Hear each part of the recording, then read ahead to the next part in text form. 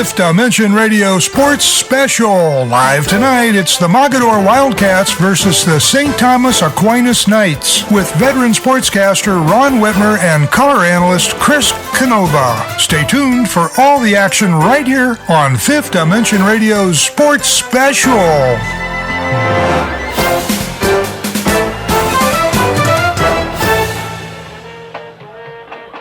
Good evening and welcome to Mogadore Memorial Stadium for the Fifth Dimension Radio High School Game of the Week, brought to you by Jobs for Ohio's Graduates and the Stables. I'm Ron Whitmer, and I'm joined in the booth by color analyst Chris Canova for tonight's clash between the visiting St. Thomas Aquinas Knights and the host Mogadore Wildcats. It's been a tough haul for the Knights thus far in the 2025 season. They entered tonight's play at 0-8. Coach Kevin Henderson is in his third season at the helm and is hoping his team, led by 12 junior starters, can surprise Mogadore tonight. The Wildcats, on the other hand, are headed in the opposite direction. Their only blemish on the season is a Week 3 loss in a close game at Dalton. They stand at 7-1 and rank number 2 in Division 7, Region 25, coming into tonight's action. Coach Matt Adorney's squad is led by junior quarterback Maddox Smith, junior wide receiver Cade Thomas, and senior running back Connor Lehner on offense, while senior linebacker James Pollock and junior lineman Dylan Benardum lead a stout Mogadore defense. The Wildcats are looking to secure a first-round playoff bye with wins in their final 2 regular season games. We'll talk to both coaches and set the table for tonight's matchup right after this message. Jobs for Ohio's Graduates, JOG for short, is a workforce readiness nonprofit covering Northeast Ohio, including Ashland, Medina, Stark, Summit, and Trumbull counties, helping youth ages 14 to 24 and adults complete their education, develop soft skills, and start their careers. To make this possible, we need people like you to support the next generation of the workforce and partner with JOG today. Go to jogworks.org, jogworks.org, for more ways to mentor and hire JOG participants, attend events, and more. We further ask that you remain standing for the playing of the Mogadore Alma Mater. Ron Whitmer here pregame with Coach Kevin Henderson of the St. Thomas Aquinas Knights. Coach, coming down to the end of the season, you're 0-8, tough year record-wise. What's the spirit of your kids at this point in the season? They are, at this point of the season, we're probably where we should have been like Week 2 or Week 3. But they're playing together. They love the game of football, so we're fine. Okay, awesome. Looking at your roster, you look like you're pretty much of a junior-dominated team. So that would suggest to me that almost everybody's back next year, and you're probably building on hopefully a more successful season next year. I would anticipate that based on how well they've worked in the weight room, and then, like I said, they're just starting to bond with each other and understand that football is that you need that family unity and trust and camaraderie in this game to win football games. So they're working hard in the weight room and practice, so we anticipate a much better season next year. So playoffs not in the cards for you this year. The team you're playing tonight very much into the playoff picture. When you see Mogadore on tape, what do you see? What are their strengths? What worries you about them? Well, I mean, it's Mogadore. You know, they're a tradition-rich, historically strong football program, and this year is no different. So they're strong on offense, defense, and special teams. They control the line of scrimmage, so we have to play our best football game just to compete with Mogadore tonight. All right.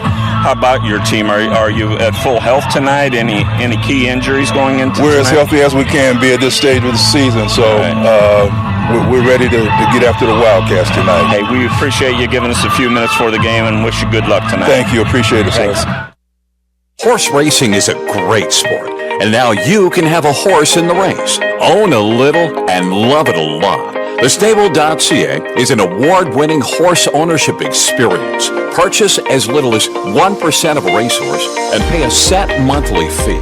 No surprises, modest investment, low risk, and completely accessible and transparent operations. Thestable.ca offers a unique, engaging racehorse ownership experience and features great customer service and consistent updates about your horse. Our innovative video production team tracks your horse's training progress, and clients are encouraged to visit the horses at any time. Thestable.ca is right for harness racing, and if you want to have a horse in the race, it's right for you too. For more information about The Stable, email Anthony at thestable.ca or call 519-400-4263. Ron Whitmer pregame here with Coach Matt Adorny of the Mogadore Wildcats. Coach, saw you a few weeks ago, and you were building towards where you're at right now, which is trying to win out. You had that one early loss to Dalton. It seems like the wheels are turning and everything's heading in the right direction. Am I reading that right? Yeah, we've been real happy with the way we've played the last couple of weeks. We had a tough one you guys broadcast with Ellett, and a tough one with Cleveland Catholic the following week, which wasn't easy. I mean, the score was probably a little larger than the game actually felt. And then, of course, we went on the road to a good Pie Valley program, an hour and a half away, and I was real proud of our effort up there that night. That was kind of a tough place to play, and we kind of pulled away in the second half, and obviously took care of business last week. So, we're just trying. We always take it one game at a time here, and that's always our MO. Yeah. You're a half step ahead of me here. So, as a broadcaster, I'm looking ahead, and it looks like you have a pretty favorable schedule here to finish up. You got one that you probably should win tonight, and another one that if all goes well, you win next week. Any chance tonight, if things play out the way that I guess that they might, that you get an early hook for some of your starters? Yeah, we were able to do that last week, and that's always the hope, right? But you got to go out and take care of business to be able to do that. But we would love to be able to do that. I mean, we really didn't have a game where our JV saw much action until maybe up at Pie Valley at the end, all season long. So our varsity had played, really the first 6 games, complete, beginning to end. So, you don't always like these stacked in a row, these games that you think you should win, but from a health standpoint, it's allowed us to kind of gather ourselves a little bit, and even guys had some bumps and bruises along the way to heal up a little bit. Last week we got our JV in pretty early. We don't really expect that the same tonight, but we'll take it if it comes. Okay. So playoff position is becoming really important now, and it looks very much like you'll probably have a bye in the first week, which if you do have any kids dinged up, a great time to get some rest. And a chance maybe for 2 home games, but some things got to fall your way. We would need another team in our region, McDonald, to lose one, and then it depends on which one they lose. That has something to do with it. And obviously, you get into the second level, like things that people don't realize about computer points. Like we really need Ellett to beat Akron Garfield tonight. That would be really good for us to get. So we always tell the kids we can only control what we can control, and that's winning right out here tonight. So the rest of the stuff you just kind of have to hope for. But we've worked hard to get to this point. We know we can clinch a bye tonight, and so that's kind of what we're playing for tonight. You spoke about Ella, and we'll keep an eye on the score during the broadcast for you tonight with that one.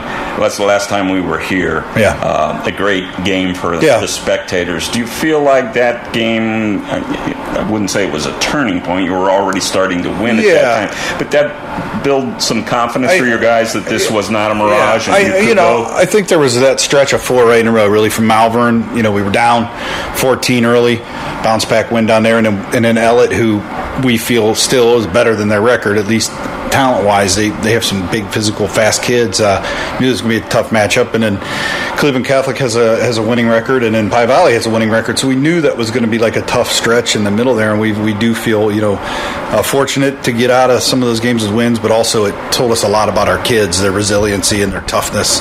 And those really help you down the line when you get in the playoffs. There's years where maybe you cruise the entire year, and you don't get that experience in the regular season, when you really have a strong team. So that was a great experience for our guys to see what we were made of. As you know, I know a lot of people that will be here tonight, and a few of them, of course, pulled me aside on the way down to talk to you, and wanted to make sure that I realized that you guys handled Pymatuning Valley much easier than Fairport Harding did. Yeah. I'm going to guess here that doesn't mean a hill of beans to you. No, that stuff, it's really hard to scoreboard chase. It's you try to find little nuggets like that, maybe to compare, but it's all such a different situation on how teams play against each other. I mean, the fact that the both of those games were on grass. If we would get fortunate enough to see a Pie Valley a Fairport down the road, it's going to be on turf somewhere. It's going to be neutral. And every week's different. You don't know who was in and who was out of those games. So you can tell a little bit by comparing scores, but I learned early in my career it's hard to scoreboard chase. Yeah, absolutely. Here's one that occurred to me today that I don't think a lot of media guys think a whole lot about, but since I have the coaching background, I'm wondering how technology, and specifically Huddle or Huddle-like technology, has changed the game in terms of the scouting, especially this time of year. Do you think it's had any impact? Huddle is obviously an awesome resource, but I don't think you can strictly rely on it because I'm still old and I believe in seeing a team live because tape does lie sometimes. It lies and makes teams appear better than maybe they are, or more physical or faster, and then sometimes you maybe don't think opponents as quick or as strong, and then you get them on the field and they are more than what they appear on film. So it's a great resource. The fact that kids can be on their phones, we all know they love their phones, and sit in their chair and watch tape.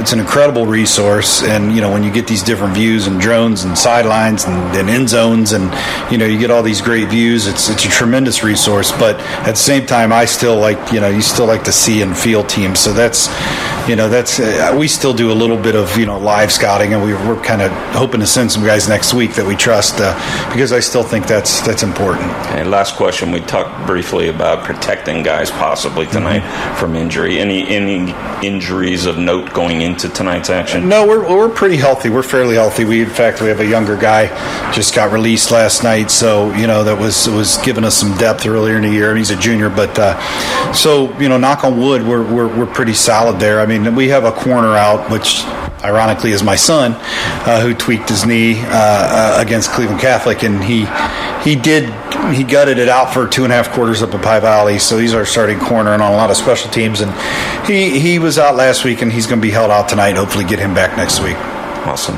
That's Coach Matt Adorni and Mogadore Wildcats. Coach, good luck tonight and down the road. Thanks for coverage. Thanks.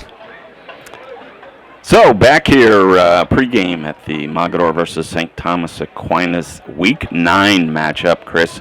So, seems like we just got started, and here we are, and things are getting exciting, especially for teams like Mogadore, who, in this case, Mogadore definitely will be in the playoffs. So they're playing for position now. They're currently ranked number 2 in their region, with a very slight chance to move up into that number 1 slot. I think Coach Adorni's a little more concerned with the team immediately behind him, which is McDonald.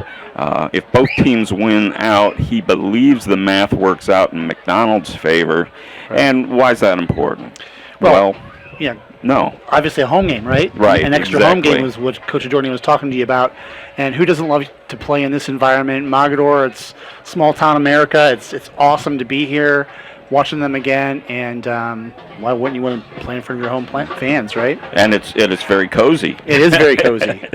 So we're looking forward to a good one, and just a couple of minutes here before kickoff. Both teams apparently very to relatively healthy. You heard Coach Adorni mention that unfortunately his son is one of the few key injuries for the Wildcats, the DB for Mogadore, who had a really nice game, if you'll remember, when we did their game against Ellis. That was his first game starting, I believe. Right, his freshman. So they're not going to take any chances with him. He'll sit out again tonight.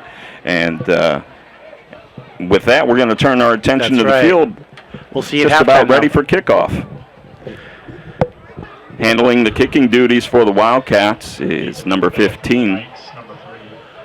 And that's Tyler Pendergast. Back deep for the Knights is Kayron. Oh, boy. I knew I was Kayron Wynn. Wynn is the return man for the Knights. They come in at 0-8. The Wildcats come in at 7-1 and having probably exceeded expectations this year. I think Coach Adorni knew he'd be better. I'm not sure he knew they'd be this much better. And they're looking to roll through these next 2 games and get on to the playoffs. We'll see if they're able to do that starting right now. The kick is a little pooch kick. It's going to come down at about the 20. Wynn takes it there. He's up across the 25 and knocked down right there. The first on the spot for the Wildcats was Landon Williams with the tackle.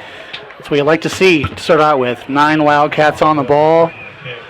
And here we go. Another beautiful night in Mogadore. Nice crowd. And we were talking before the game, right? The weather has been absolutely perfect the entire season. Yeah, if we can extend this past the night into next Friday at least, Chris, and boy, at that time everything will be gravy heading into the playoffs.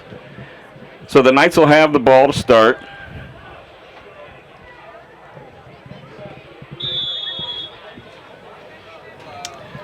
They have trips to the right. Quarterback is Bauman. The ball is on the field. Let's see. Mogadore is on it. Picked up by 55. Shane Thomas with the fumble recovery.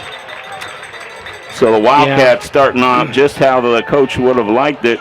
They'll take over inside the 25-yard line of St. Thomas. So the quarterback did a nice job just to stop the ball from going over his head. And, disaster from the start right there, right? But Mogadore on the hustle play and recovers the fumble. So the Mogadore quarterback's Maddox Smith.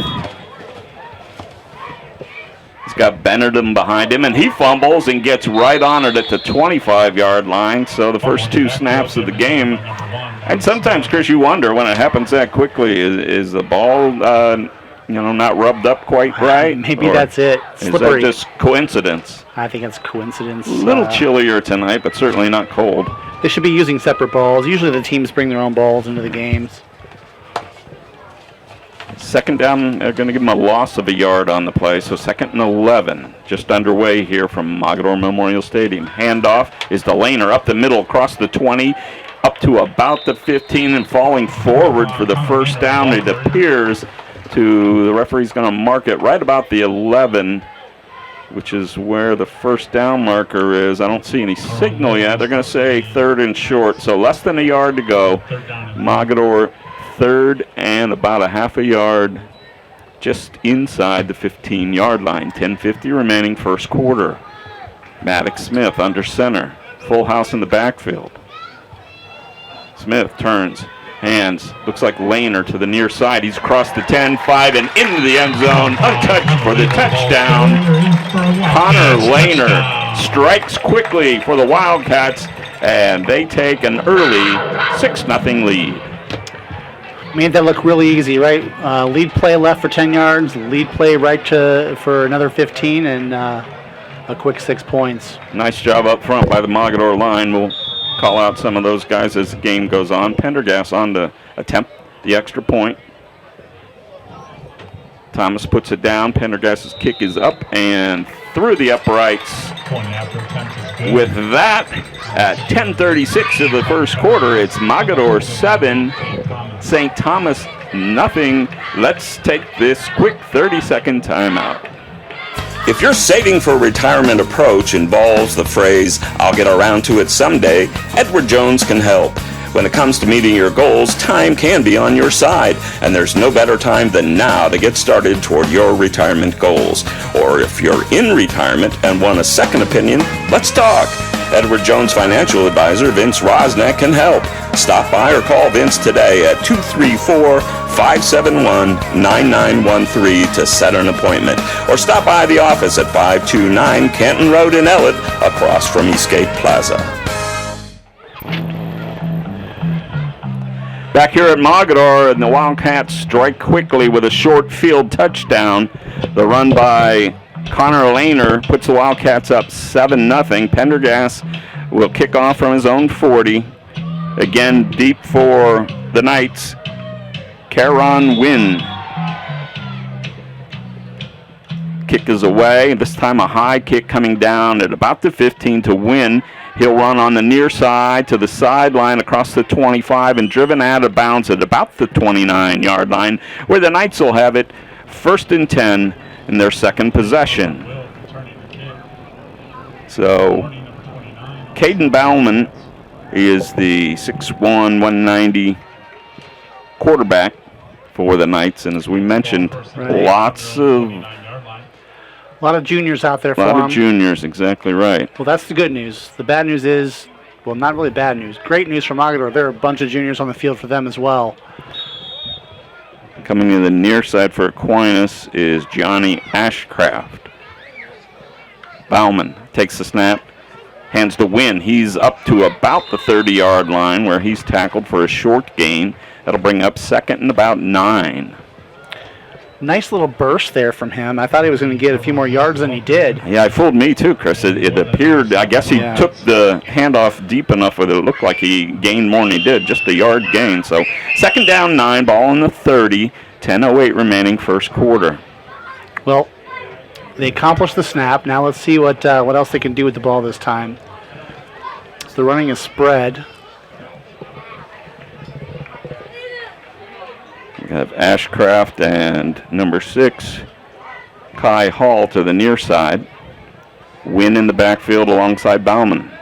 Bauman takes a snap. Quick pass out to the flat, and out of bounds is Ashcraft at about the 35-yard line. That'll bring up 3rd down 4. Nice little stop pattern there, 5 yards. Nice easy pass to start the game out with. Apologize, he is not on our roster. What number was that? That's Ashcraft, number 13. Yeah, if you picked up the PA announcer, they don't have it on their schedule, or on their roster, but I got it from the coach earlier in the day.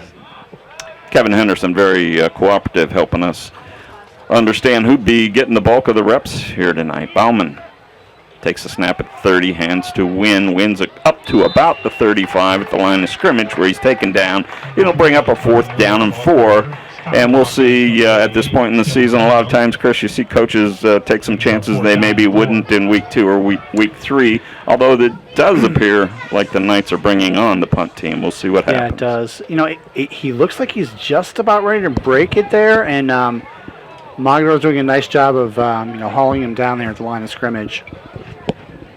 Mogadore is getting quite a bit of penetration on the line of scrimmage, though, so let's see what happens with that for the rest of the night. The quarterback, Bauman, is the punter. He's standing at his own 25, 4th down 4, and would appear to be punting, but it is the quarterback. High snap. He gets it away, and it looks like somebody got a hand on that for Mogadore. The punt's coming down at around the 40 where it's going to die, giving Mogadore great field position, and it was either number 3 or a number 11 for Mogadore. 3 would be Q Siggers Greco, and 11's Colin Hendrickson. 8:41 remaining here in the first quarter. Wildcats leading 7-0 on their second possession. They'll take the ball. They're going to spot it right about the 41 of Mogadore. 1st down 10. All right, let's see if Aquinas can get a stop here. Maddox Smith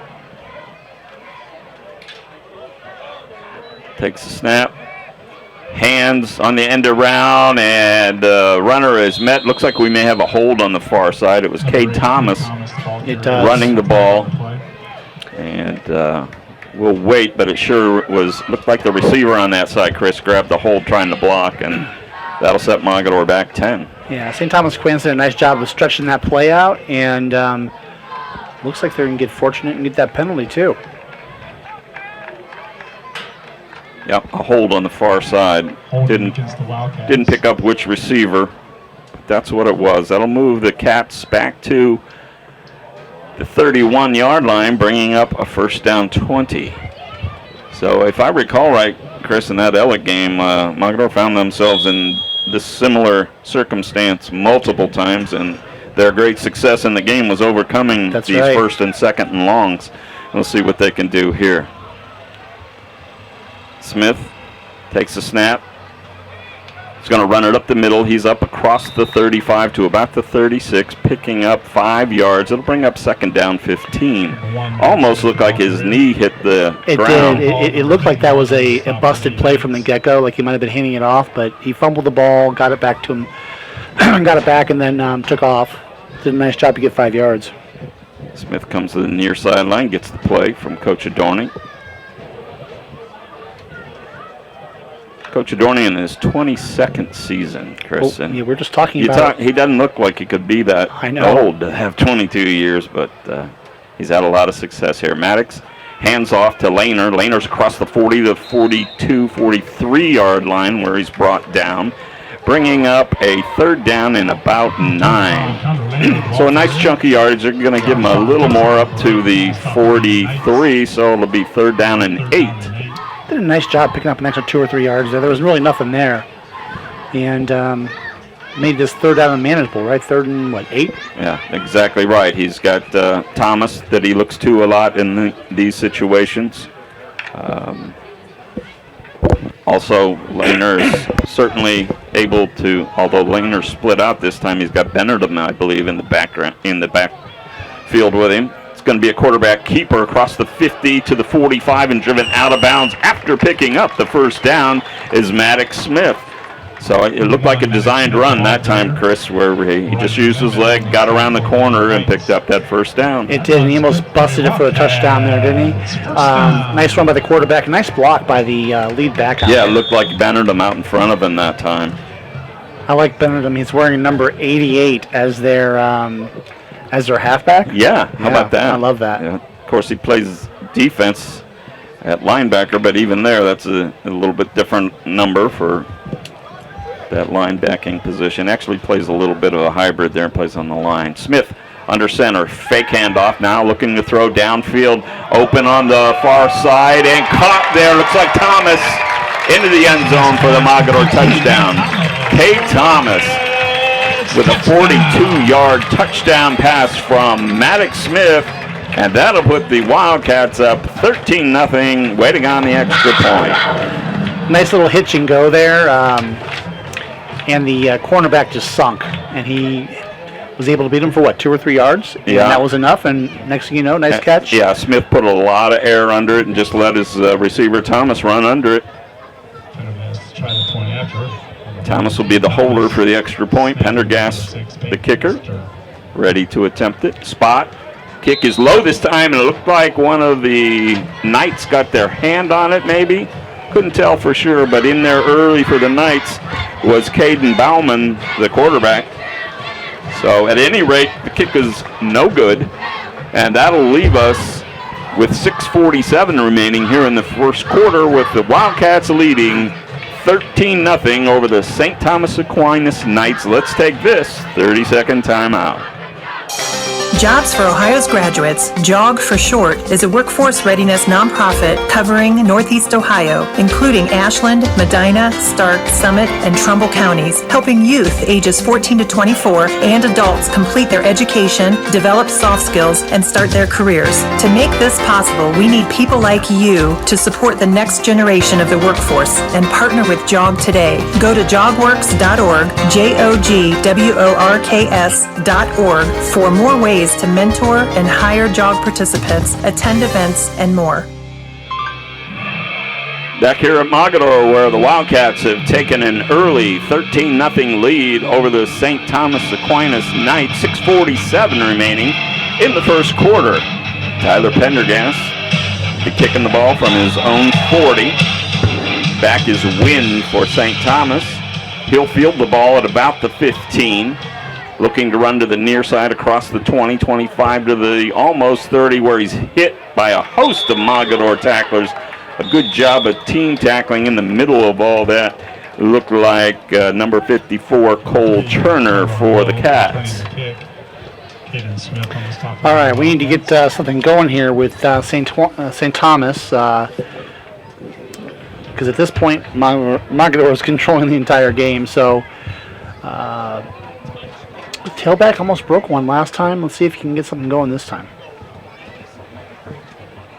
Ball spotted on the 26, 1st and 10 for the Knights. Nice crowd here for Mogador. It's senior night at Mogador Memorial Stadium. Hats off to all the seniors participating in fall sports this year. Bauman at the quarterback, standing on his own 20, takes a snap, hands to Wynn, who has the ball stolen right out of his hands by Mogador. Running down to the 2-yard line is number 75 for the Wildcats. That's Chris Wonder. I guess that's a fumble, right? He took it right out of his hands. I'm trying to think how we're going to, where on the stat line we can put that play. Well, he handed the ball to the defensive tackle for the Wildcats.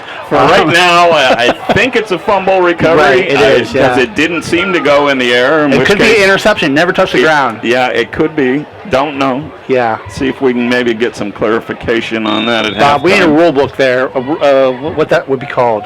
So the Cats will have the ball at the 2, 1st down and goal.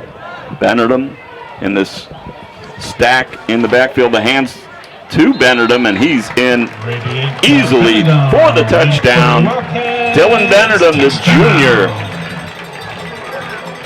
out of that stacked eye in the backfield, and got into the end zone almost untouched. And here we are all of a sudden still in the first quarter, and Mogador leads 19-0.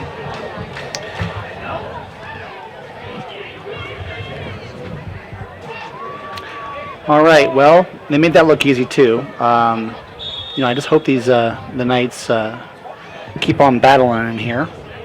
Pendergast on to attempt the extra point, and it's a fake. They're going to go for 2. The toss is to Pendergast. He's tackled at the 1, inside the 1, but just short of pay dirt. So the Wildcats trying to get it to an even 3 scores, and also probably wanting to put a little thing on tape for some of their future opponents to take a look at. Exactly. I don't think any attempt to try to rub it in the nose of St. Thomas on that. I think it's just some strategy for playoffs. But at any rate, it's unsuccessful. So with 6:27 remaining in the first quarter, it's Mogador 19, St. Thomas nothing. Hey, fans, I want to remind you, you can hear and see a rebroadcast of tonight's game by searching for Fifth Dimension Radio on the YouTube app on your favorite digital device. Smartphone, smart TV, tablet, anywhere you get your online digital content. Friday night games are posted by the succeeding Saturday night or Sunday afternoon. So check that out. We have a new feature on the video. I'm anxious to see it, Chris. Apparently we can't see right now, but apparently if all goes well, we'll have the clock and the scoreboard in the bottom right-hand part of your screen. So another technological advancement by our one and only Bob Felmley. Kickoff comes down inside the 20. Wynn has a little trouble with it. It's rolling on the field. He picks it up at about the 15 where he's met by a host of Wildcat tacklers once again down at the bottom of the pile. Try to give credit to the first man there. Looks like number 27, maybe. There's 2 or 3 kids right on the play. Great job by the Wildcats, just swarming the ball. Well, you mentioned it before, Chris, and the Knights have to get something going on this drive. At least flip the field, even if they don't get on the scoreboard. Otherwise, this one's going to get out of hand early. Bauman in the backfield. Takes the snap, looks to throw out to the far side, over the head of the intended receiver, who was Anthony Powell. That'll bring up 2nd down and 10. So they're running a spread, and the quarterback is catching and throwing it almost immediately there. Yeah, I think he felt pressure even before the pressure really showed itself. And just over everybody's head that time, so. I will I'll pull up a quote I got from Coach Henderson earlier today, Chris, but it was very complimentary of the Wildcats and the program that they've built, but also made me have a little smirk at the very least. He knows what he's up against tonight, we'll put it that way. Handoff to Wynn. Wynn slips and is going to go down at about the 25. So Mogadore has a three-man line and is causing all kinds of heck just with those three guys. Yeah. So the tailback's having to work really hard just to get back to the line of scrimmage. And there's our friend Dylan Benerdum there, who's playing defensive line. So he's a halfback on offense, lineman, an end on defense. Got the tackle there for the loss. Brings up 3rd down and 11. Bauman gets the play from his sideline.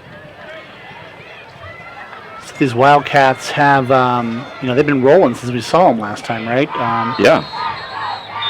And looks like there's a timeout on the field. So that'll be a charged timeout. We saw them, I wouldn't say struggle. They played well against Ellett. Ellett has some athletes, like Coach said beginning, in your interview today. Yeah, I'm surprised that Ellett hasn't won more games this year, but they played in a bunch of close games. And the night they were here at Mogadore, Mogadore had to come back and score with I think less than 2 minutes to go ahead. Yeah. If memory serves, right about a minute left, maybe 50-some seconds. Really good game, exciting game, but one I know that Ellett felt like they should have. One of many Ellett felt like they should have had this season. But right now, Mogadore is all about Ellett and their game against Akron Garfield tomorrow. Big game for them. Mogadore really would like to see Ellett win that so they can get some of those second-level points.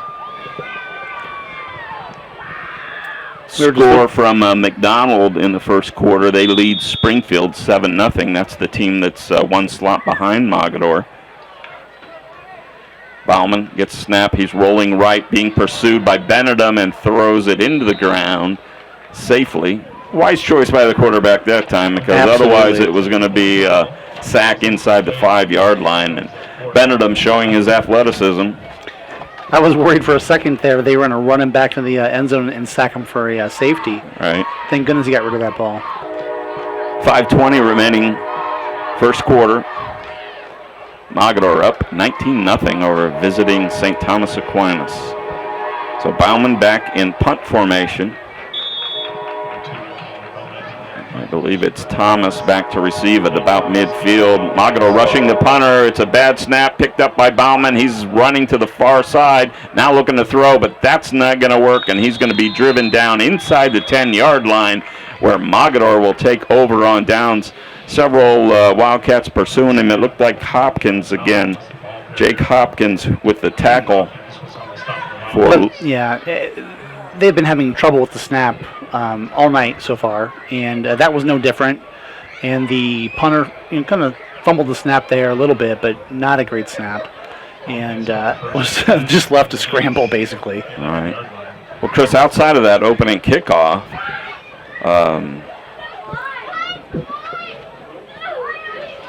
Mogadore's been playing short field, all first quarter. It's pretty much inside the 30-yard line. They had the one play from about the 40. Smith under center here. Benerdum coming in motion to the near side. Hand off to Lehner. He's hitting the backfield and taken down for a loss. A nice job of shooting the gap that time by the linebacker for the Knights. Let's see who was in on that. That's number 51 for the Knights, who was Michael Hall on the tackle. So nice job by Hall getting in there and taking down the running back for a small loss. And I think that's what they have to do. They're going to just have to take chances, shoot some gaps, and hope they get some penetration and make plays just like that. Mogadore in a little different formation this time. And fumbled the snap. Maddox picks it up, rolls to the near side. He's being pursued. He has a man wide open at the 5, caught there by Hopkins. Did he get into the end zone? No. Driven out at the 1-yard line. But a nice 10-yard pass from Smith, who had trouble with the snap, but wisely rolled to an opening on the near side and found Hopkins all alone at the 1-yard line. So Mogadore will have it first and goal from the 1. They lead 19-0 and are looking for more. So we did have that question of Coach Adorney in the pregame, what would he do with his starters if the score got out of control? We may already be getting into that territory. Maddox Smith hands off to Hopkins, and he'll take it in the rest of the way, that last yard. So the touchdown by Hopkins puts Mogadore up 25-0. So quite a first quarter for Jake Hopkins, the junior 6-footer, 195 running back. Didn't see him carry a whole lot the first time, but he's right in the center of things tonight. But we saw a whole lot of Maddox Smith last time. I think Ella did a nice job of controlling the line of scrimmage. Different story tonight. Cade Thomas, the holder at the 10, puts it down. Kick by Pendergrass is up and right through the middle this time. So with that, Mogadore has taken a first quarter 26-0 lead with 4:22 remaining. So, Chris, we had a feeling that this might play out this way, but I'm not sure either of us felt like it would be at this level this early. If it's one thing if Mogadore's getting the ball and marching down the field. That hasn't happened. We've seen basically 2 fumbles, short field, and then we saw a bad snap on a punt. So they've only had to go 20 yards 3 times, and then they had a big passing play for the other team. Right, so the 42-yard pass play. But other than that, it's been inside the 30 for the most part, and they're taking advantage. They do. You can't fault them. They're clearly the more talented team. Right. But you do want to see some life out of the Knights. You want to see them fight, get on the board here. Kick off to about the 15 to win. He drops it, picks it back up at the 15. He'll turn it upfield across the 25, across the 30, still on his feet, fighting for more to the 32, 34-yard line. Caron Wynn with the return, and a nice strong run by Wynn will give the Knights a little better field position to start this possession. That was a nice run, nice effort by that young man, and he must have broke 4 or 5 tackles there. So good on him. And let's see if they can't just hold the ball and maybe get a first down here and kind of slow the roll of the Wildcats, who appear to be unstoppable tonight. So ball set down at the 34-yard line. 1st and 10 for St. Thomas. Bauman, the quarterback, in the shotgun. He'll hand to Wynn, and he's hitting the backfield immediately.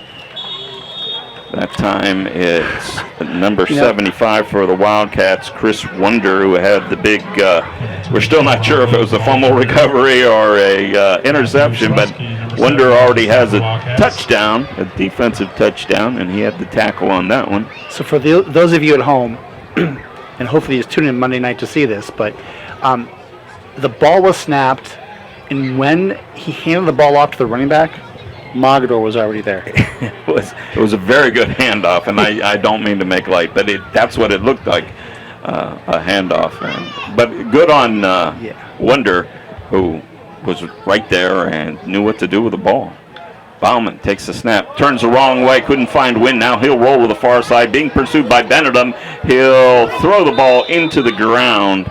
And I don't see a flag. There must have been a receiver in the area. So a nice job by Bauman of making something out of absolutely nothing. And that's got to be frustrating, Chris, when the quarterback turns to hand it to the running back who is not there. On the other side. Yeah, not there. He's not. Yeah, there was no running back to hand the ball to. He's lucky that the lineman didn't move at all, or it would have been illegal lineman downfield. Yes. So good point. That brings up 3rd down and about 15. Still in the first quarter, as much scoring as we've had, it's really slowed down this quarter. So Knights looking to pick up a first down here, 3rd and 15. Rolling, Bauman tried to pull the pass back in and nearly fumbled it before he was hit and taken down by Benedum. A flag in the back defensive, well, right along the line. Looks like a hold, but is that a defensive hold or an offensive hold? The line did a pretty good job there. He had a little bit of time and just held the ball too long. Yeah. Did you see what I saw, though? It looked like he was trying to pull that back and lost control of it a bit. Referees are still talking down here, so I'm wondering if there were... Now he's asking Mogador, they want to... So it was apparently holding on St. Thomas, and Mogador is going to decline the penalty, I would imagine. I think so. Yeah, declining the penalty. So that'll... Well, I thought he was asking him for a second if he actually threw the ball, to your point. Yeah. He must have thrown the ball.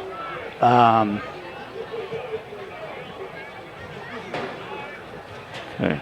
It is so quiet right now, I can hear the official with my headphones on at about the 25-yard line. So what they did there, it wasn't a pass.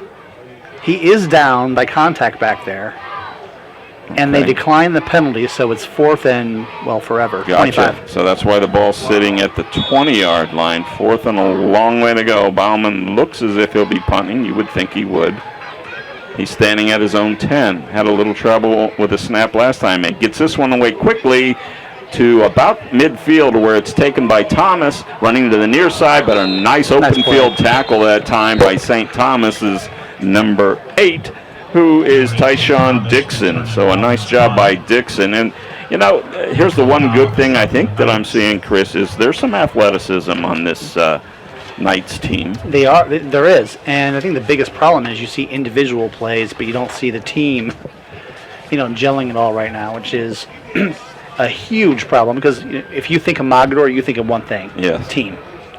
You know what? And it's great that you point that out because Coach Henderson in the pregame mentioned to us he thought this team was more where he had thought they would be in week 2 or week 3, and that goes to that team concept. So I think that's spot on.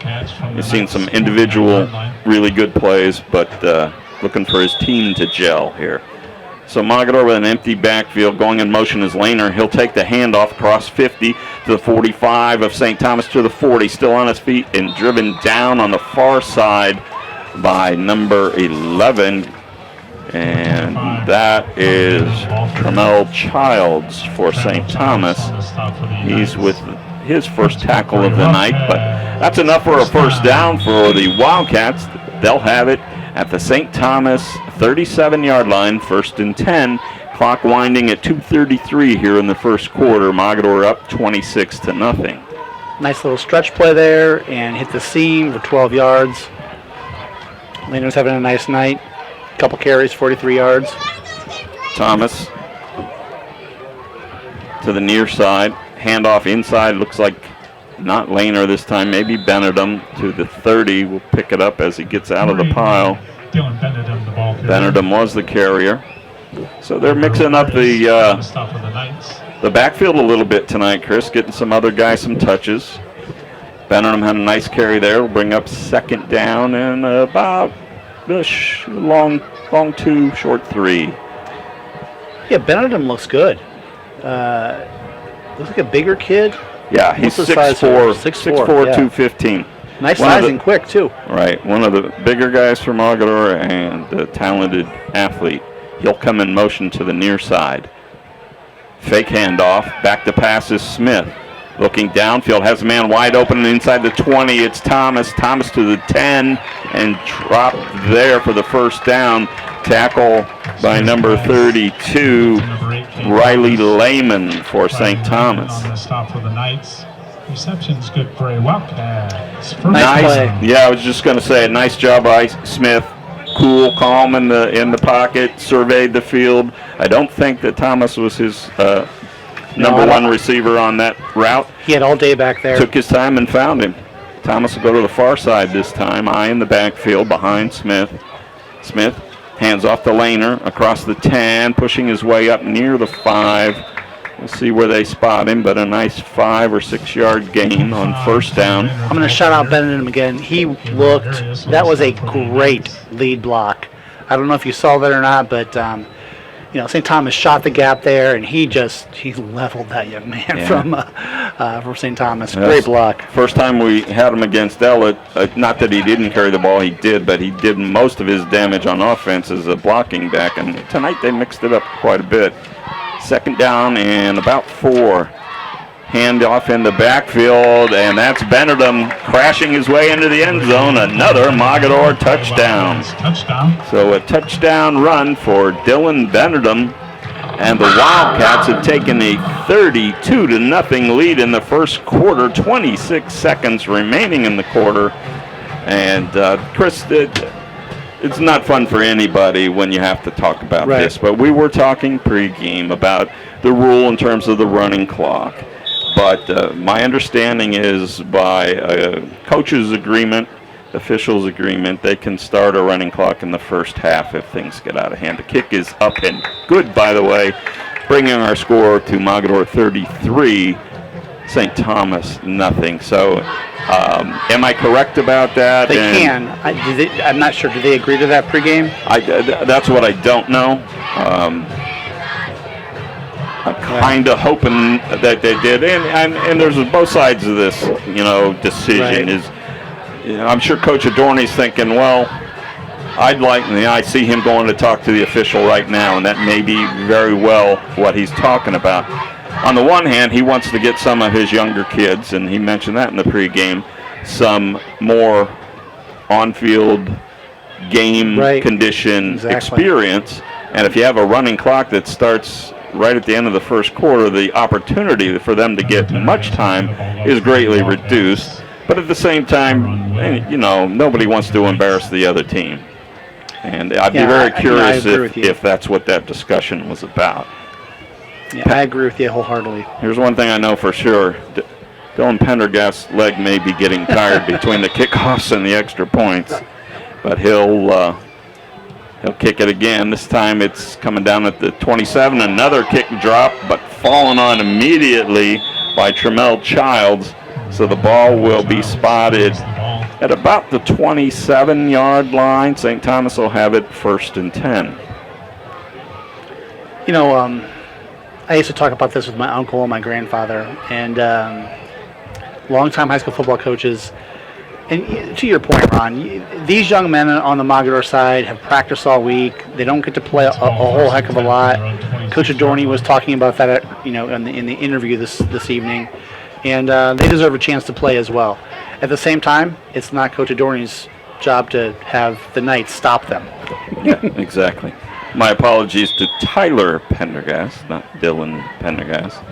So much of Dylan Benedum, and I got that stuck in my brain, I think. Bauman running for the Knights on the far side, got up to about the line of scrimmage, and again, gang tackled by the Wildcats. Ball carrier, Jake Hopkins on the stop for the Wildcats. Hopkins again for the Wildcats on the stop. And that's going to bring us to the end of the first quarter. It'll be 2nd down 10 when we come back. At the completion of one quarter of play, it's Mogadore 33, St. Thomas 0. Let's hear from our friends at Screen Print Original.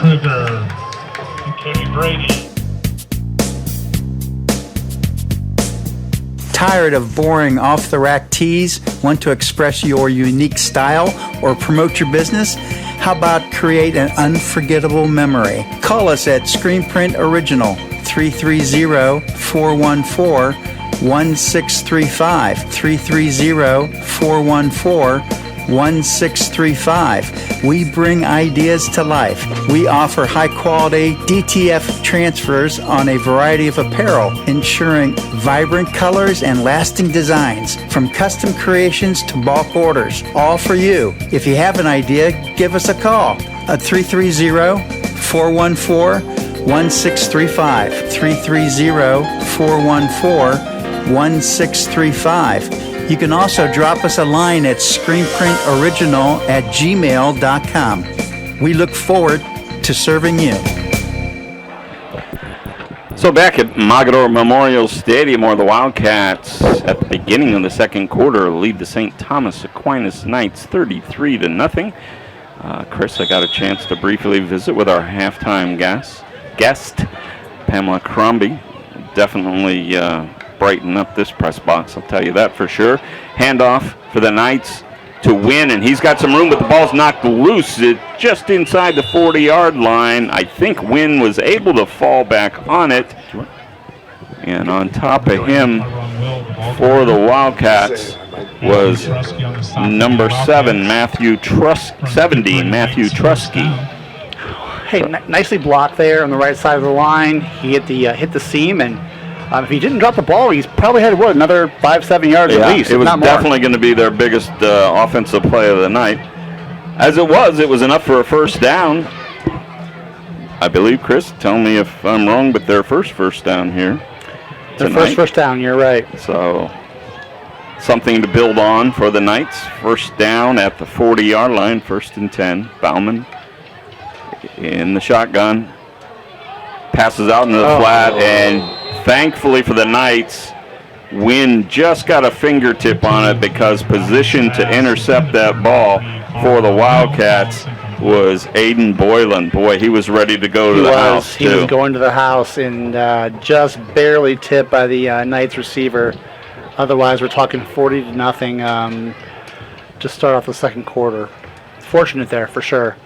And, that's good. They came out. I mean, that was open. He was an open receiver, just a little overthrown. Let's see what they could do here.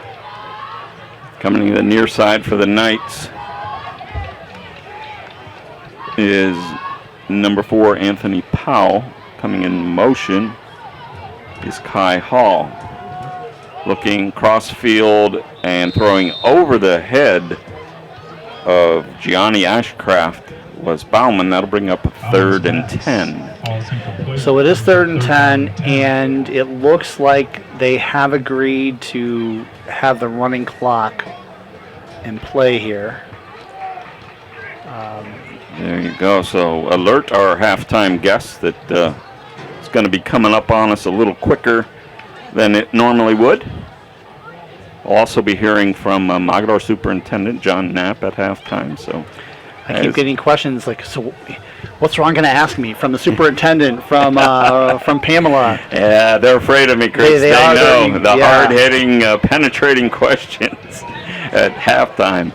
The pass in the backfield, it appeared to be backwards, but the referee is signaling a tip by Benedum for the Wildcats, but that would still be, if he agrees with me. And was that your angle? I think you are correct. That should have been a fumble, and he might just be giving them a break. Yeah, either that or he just didn't have the same angle, and we could be wrong. We often are fooled by the angles up here in the press box.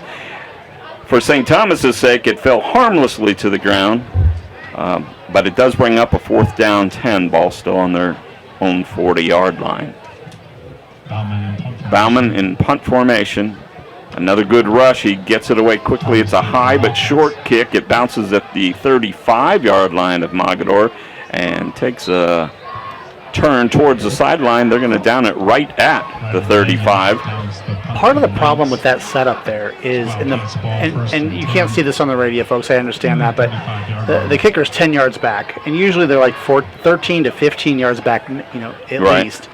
And I don't know if they can't snap it back that far or what the problem is, but it is causing all kinds of havoc. You anticipated my question. Is that a long snapper issue, and maybe that's just not... Is there such a thing as range for the long snapper? Yes. It might be. That may be exactly it. They give scholarships to long snappers now. Yeah, well, there you go. That could have been my specialty if I was about 10 inches taller and weighed what I weigh now. Handoff by Smith in the backfield and taken down by 54. A nice tackle by Gabriel Arias for So here's where St. Thomas. This is the perfect opportunity. We have a shared birthday today. We have our main man, Mr. Ron Whitmer here. No. Mr. Birthday Man, and the young man who just got that handoff. It is also his birthday. He's a little bit younger than you. I believe he's 17 years old. That's exactly right. A little bit younger. Yeah, that's birthday twins. That's Q. They call him Q. Q Siggers Greco got the handoff that time, but was taken down by with a nice job there by Gabriel Arias for St. Thomas for a 1-yard loss. So they'll bring up 2nd down 11. Clock running 8:24, and now clock stopped. And I'm not sure why, but it's running again. So, looks like we still have Smith in at quarterback. He's in the shotgun. He'll hand off up the middle, and that is Hopkins getting the carry again. Hopkins taken down Hopkins, the ball carrier. by... I think that Coach Adorney is they're just running right at the gut right now, right? They're not even using a lead back, so tough sledding in there for the running backs, but still a nice job getting 4 yards. Tramel Childs on the tackle for St. Thomas brings up 3rd down and a long 6. We'll call it 7. Smith drops the pass, looking to the near side, gets it to his man at about the 43, and that's number 29, who is Blake Adorney, the coach's other son. Michael Hall. So a nice grab by the other freshman, son of the Mogador coach. That'll bring up 4th and 2 for the Wildcats. That's got to be great as a coach, right? I mean, come on. It's cool great, but it's nerve-wracking as well on so many levels. Yeah, absolutely. Let's see. Looks like the Cats are going to go for it here. They have a lot of younger guys in there now, but Smith still at quarterback. Hands it to the tailback, and that's Siggers Greco. He's real close to the 1st down, but I think they're going to mark him short. So on his birthday, Hugh comes up just short. I'm hoping he gets another chance to make up for that, but yes, he's about, probably a football short. Yeah. Maybe even a yard. Yeah, I am sure he'll get some more opportunities here. It's 6:41 with the change of possession. Mogador, for the first time, stopped. And St. Thomas will take over on downs at the Mogador 45-yard line, just inside the 45. 1st down 10 for the Knights of St. Thomas Aquinas.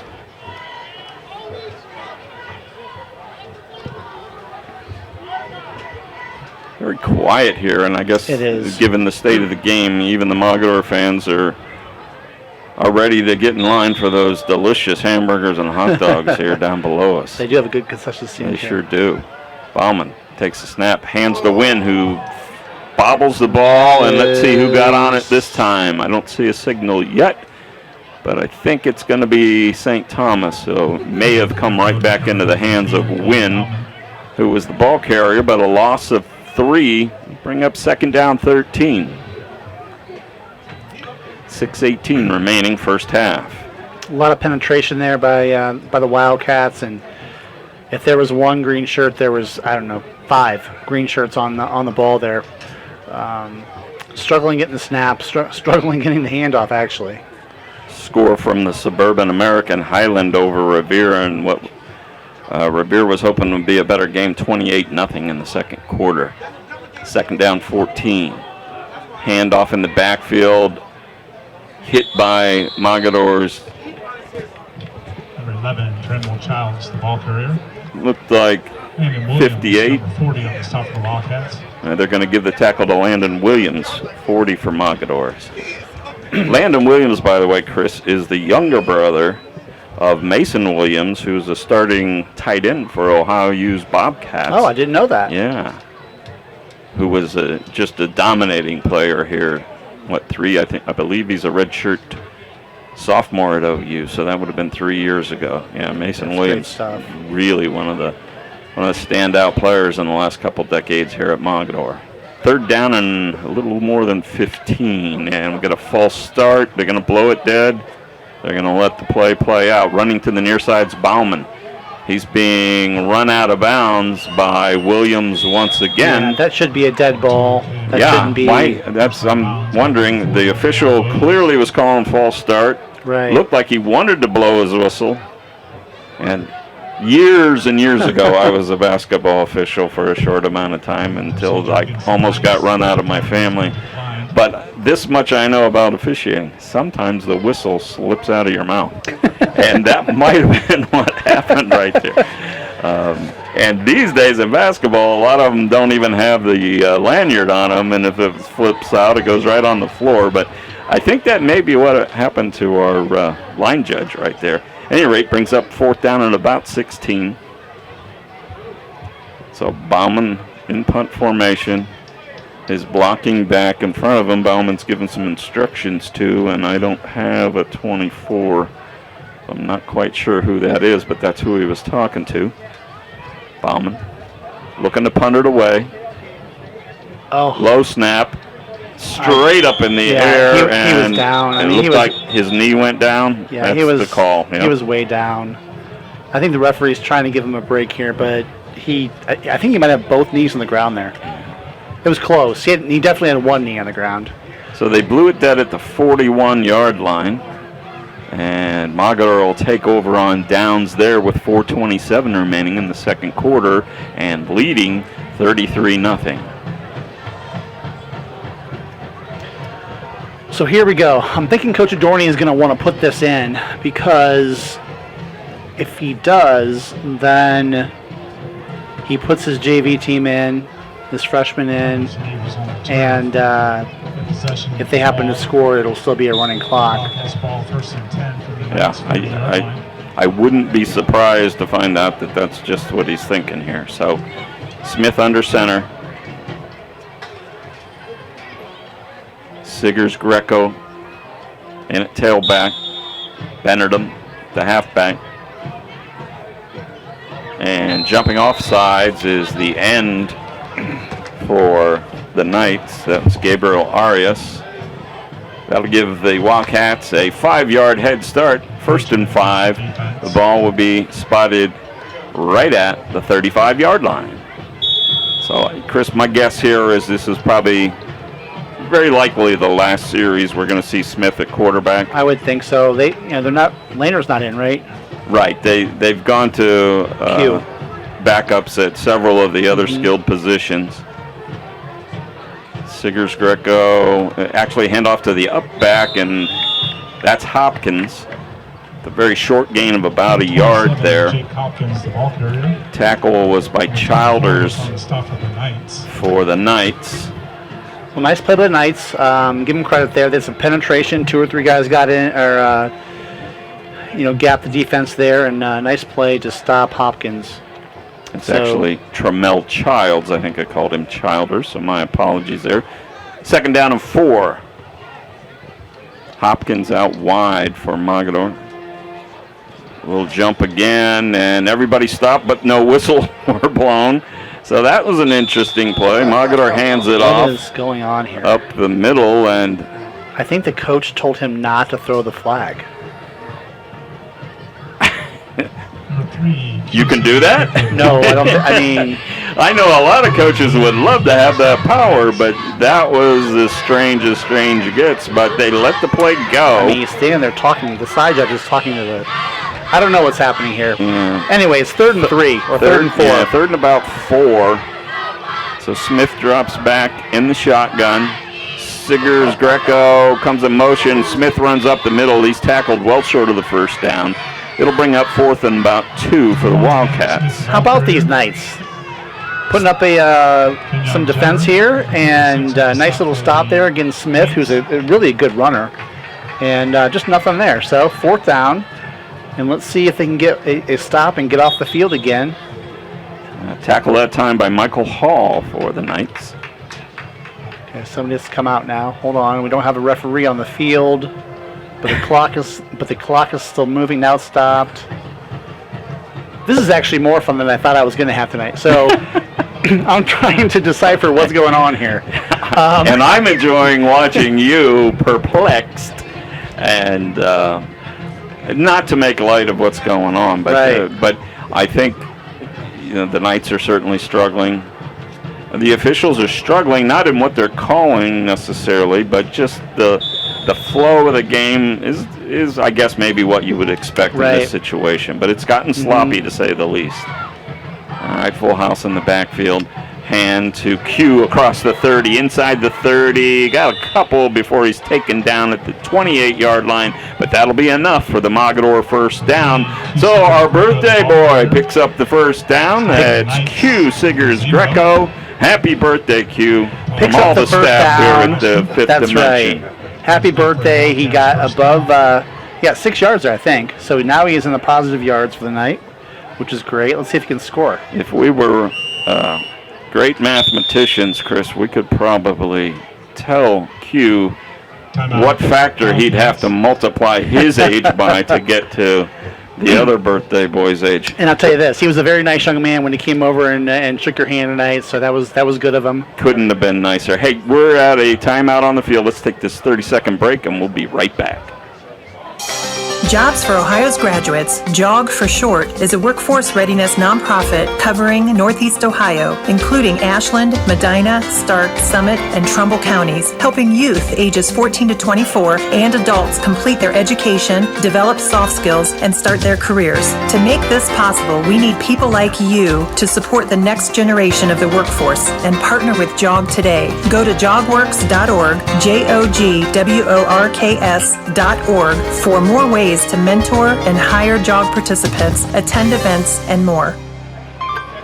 Back at Mogadore, 1:08 remaining first half. The Wildcats lead 33-0, and they're driving 1st and 10, the ball on the St. Thomas 30. Back to pass is Smith. He's looking into the end zone for a man that's open, slightly overthrown, falling to the ground, and he was trying to get it to Colin Hendrickson. He was just looking that way. If he was looking on the other side of the field, Q was sprinting down the hash, absolutely wide open. Yeah. But, hey, that's the way it goes. Still second down. Plenty of time to score. But the clock is moving. Yeah, and it'll be interesting to see if it comes down to it. If Coach Adorney takes a timeout to get another play after this one as we're winding under 25 seconds. Smith rolling to the right, looking to the end zone again, throwing another deep ball. This time maybe picked off. It is in the deep corner of the end zone, trying to pick up who that is. It looks like Ashcraft Gianni Ashcraft with a pass interception in the far corner of the end zone, and that'll give the ball back to the Knights with 10 seconds remaining here in the first half. So a nice job by Ashcraft that time, right alongside the wide receiver for Mogadore, and he comes up with a big interception. You know, it was probably didn't have enough air under the ball there, but still a nice throw. And the defender played it well, kept the receiver on, used the sideline as another defender, and it made a nice play there.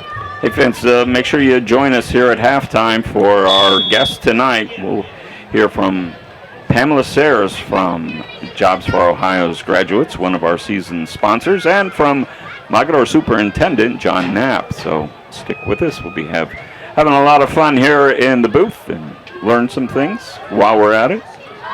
Bauman in the shotgun.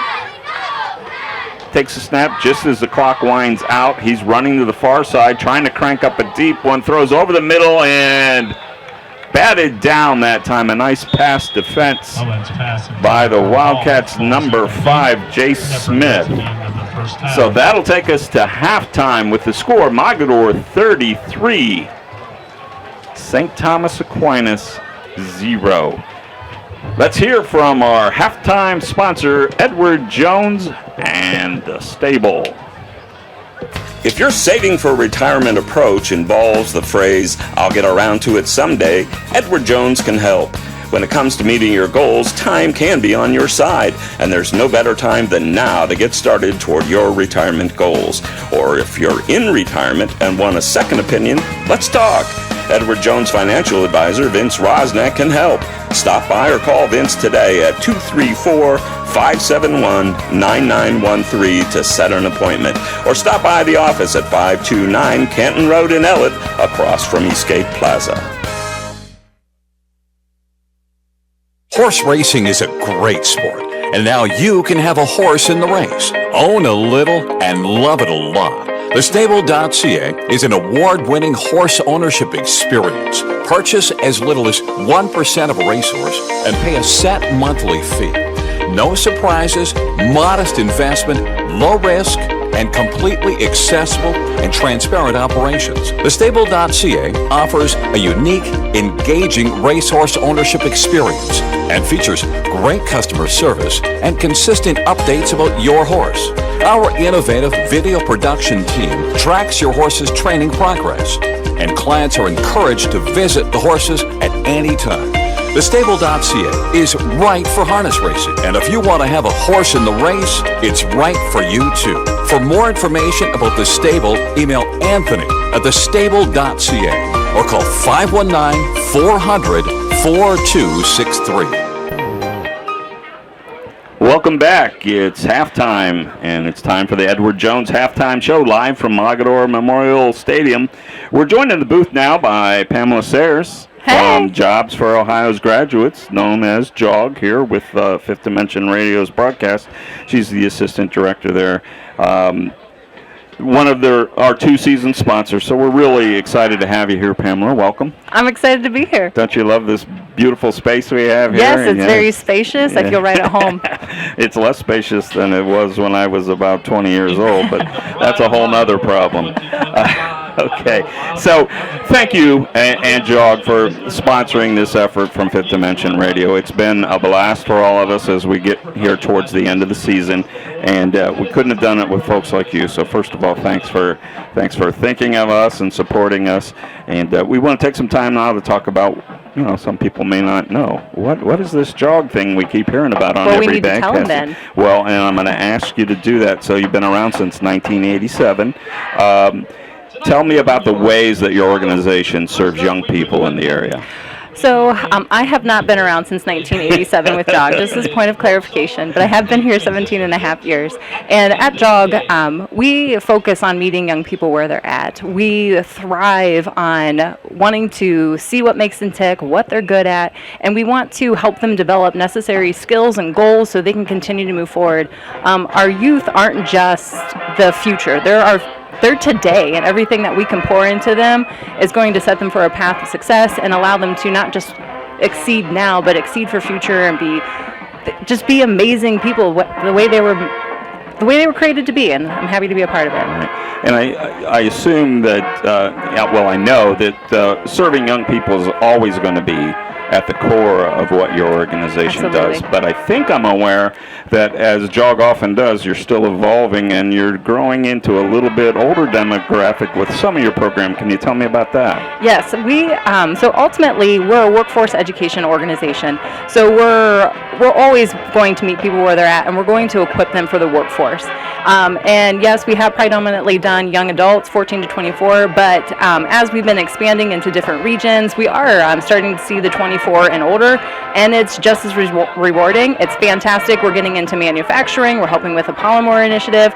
We're doing stuff with Appalachian Ascent. So we're getting out to areas that are very underserved, and we're getting to bring this workforce and the JAG model to them. It's fantastic. And I have to believe that you're working with people that are oftentimes at their wits' end. They're trying everything they could think of, and they turn to JOG, and all of a sudden it's got to be very rewarding for you, where you taken that person that's just about ready to give up, and you've given them maybe a slightly different path, and then the feedback when they start to experience success has got to be, I'm assuming, why you've been there for 17 plus years. Well, Ron's underselling, because Ron also used to do this with us, but it is absolutely rewarding. We've all been in a place in our life where we're tired and we're frustrated, and we're trying to move the dial, and just barriers and challenges continue to present. So when someone can come in and provide some clarity and help walk alongside you, it makes all the difference in the world. And yes, the best thing about the job is when they reach out to you several years later. I actually had a young person reach out to me last week. Actually, you might remember him, Zach.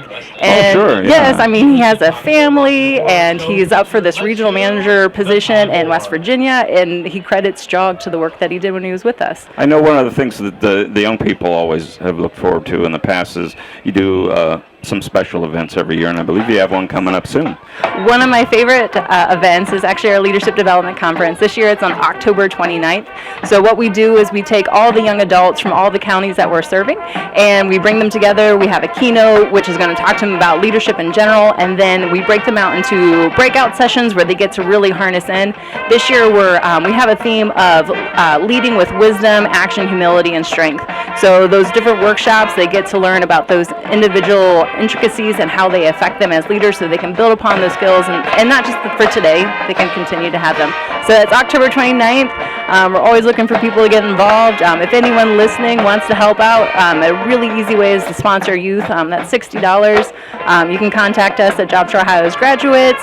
But later on down the road, we have other opportunities for people who want to get involved, volunteer, whether you're an employer, a parent, you name it, we have opportunities. I've myself have found a way to get involved that so far hasn't cost me anything, but so far. I'm gonna, full disclosure, I'm gonna go talk to some students here on the 29th, right? But I will not, because I see Bob Felmley over there with that look like, oh my gosh, what are they gonna let him? I'm not talking about wisdom, Bob. So we're okay. That's not my topic.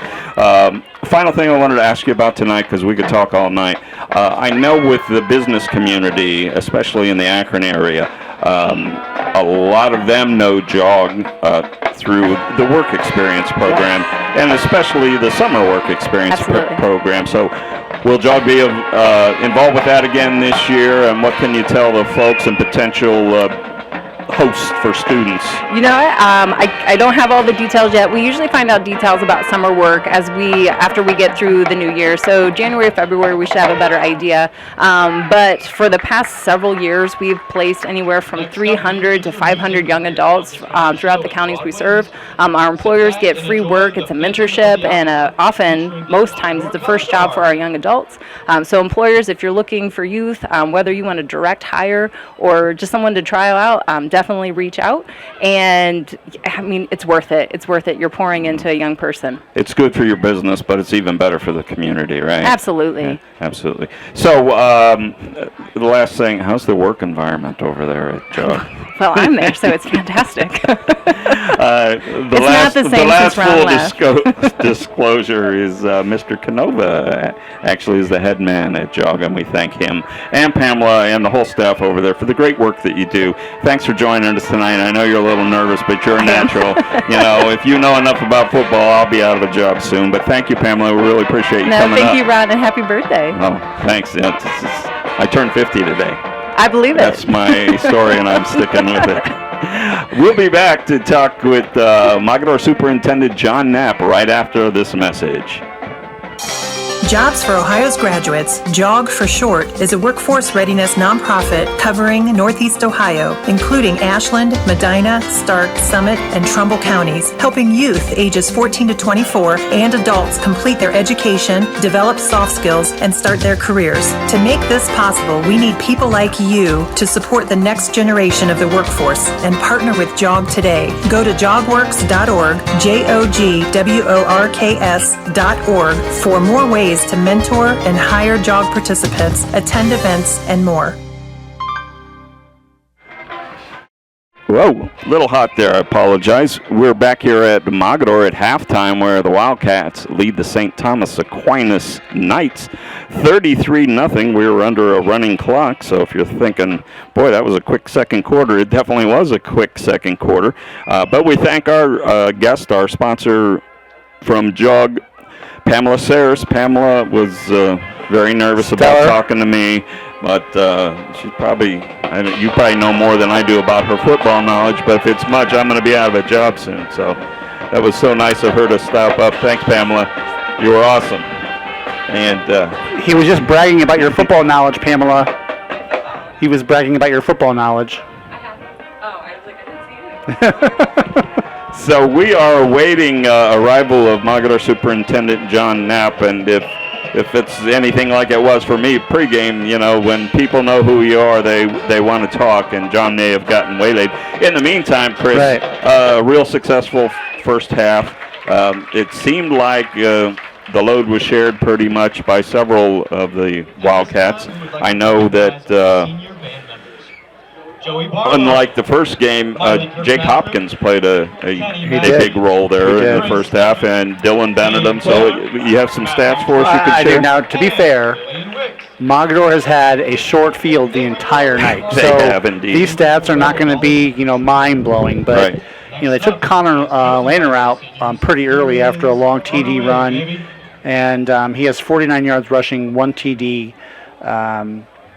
Dylan Benedum had 2 TDs in the first half, along with 16 rushing yards, and was also all over the field on defense, and had a great half. And then you mentioned Jake Hopkins getting in there for a few rushes, also has a rushing TD. So 4 rushing TDs, 94 total yards rushing. We saw some plays, some people in the backfield that we hadn't before. We saw number 3, is it Q Greco? Yeah, Siggers Greco. We saw, of course, Maddox Smith running the ball, but not that much. He ran for 19 yards in the first half. So we had Smith, Hopkins, Pendergrass, Benedum, Lehner all touching the ball for Mogadore. Maddox Smith also threw the ball well.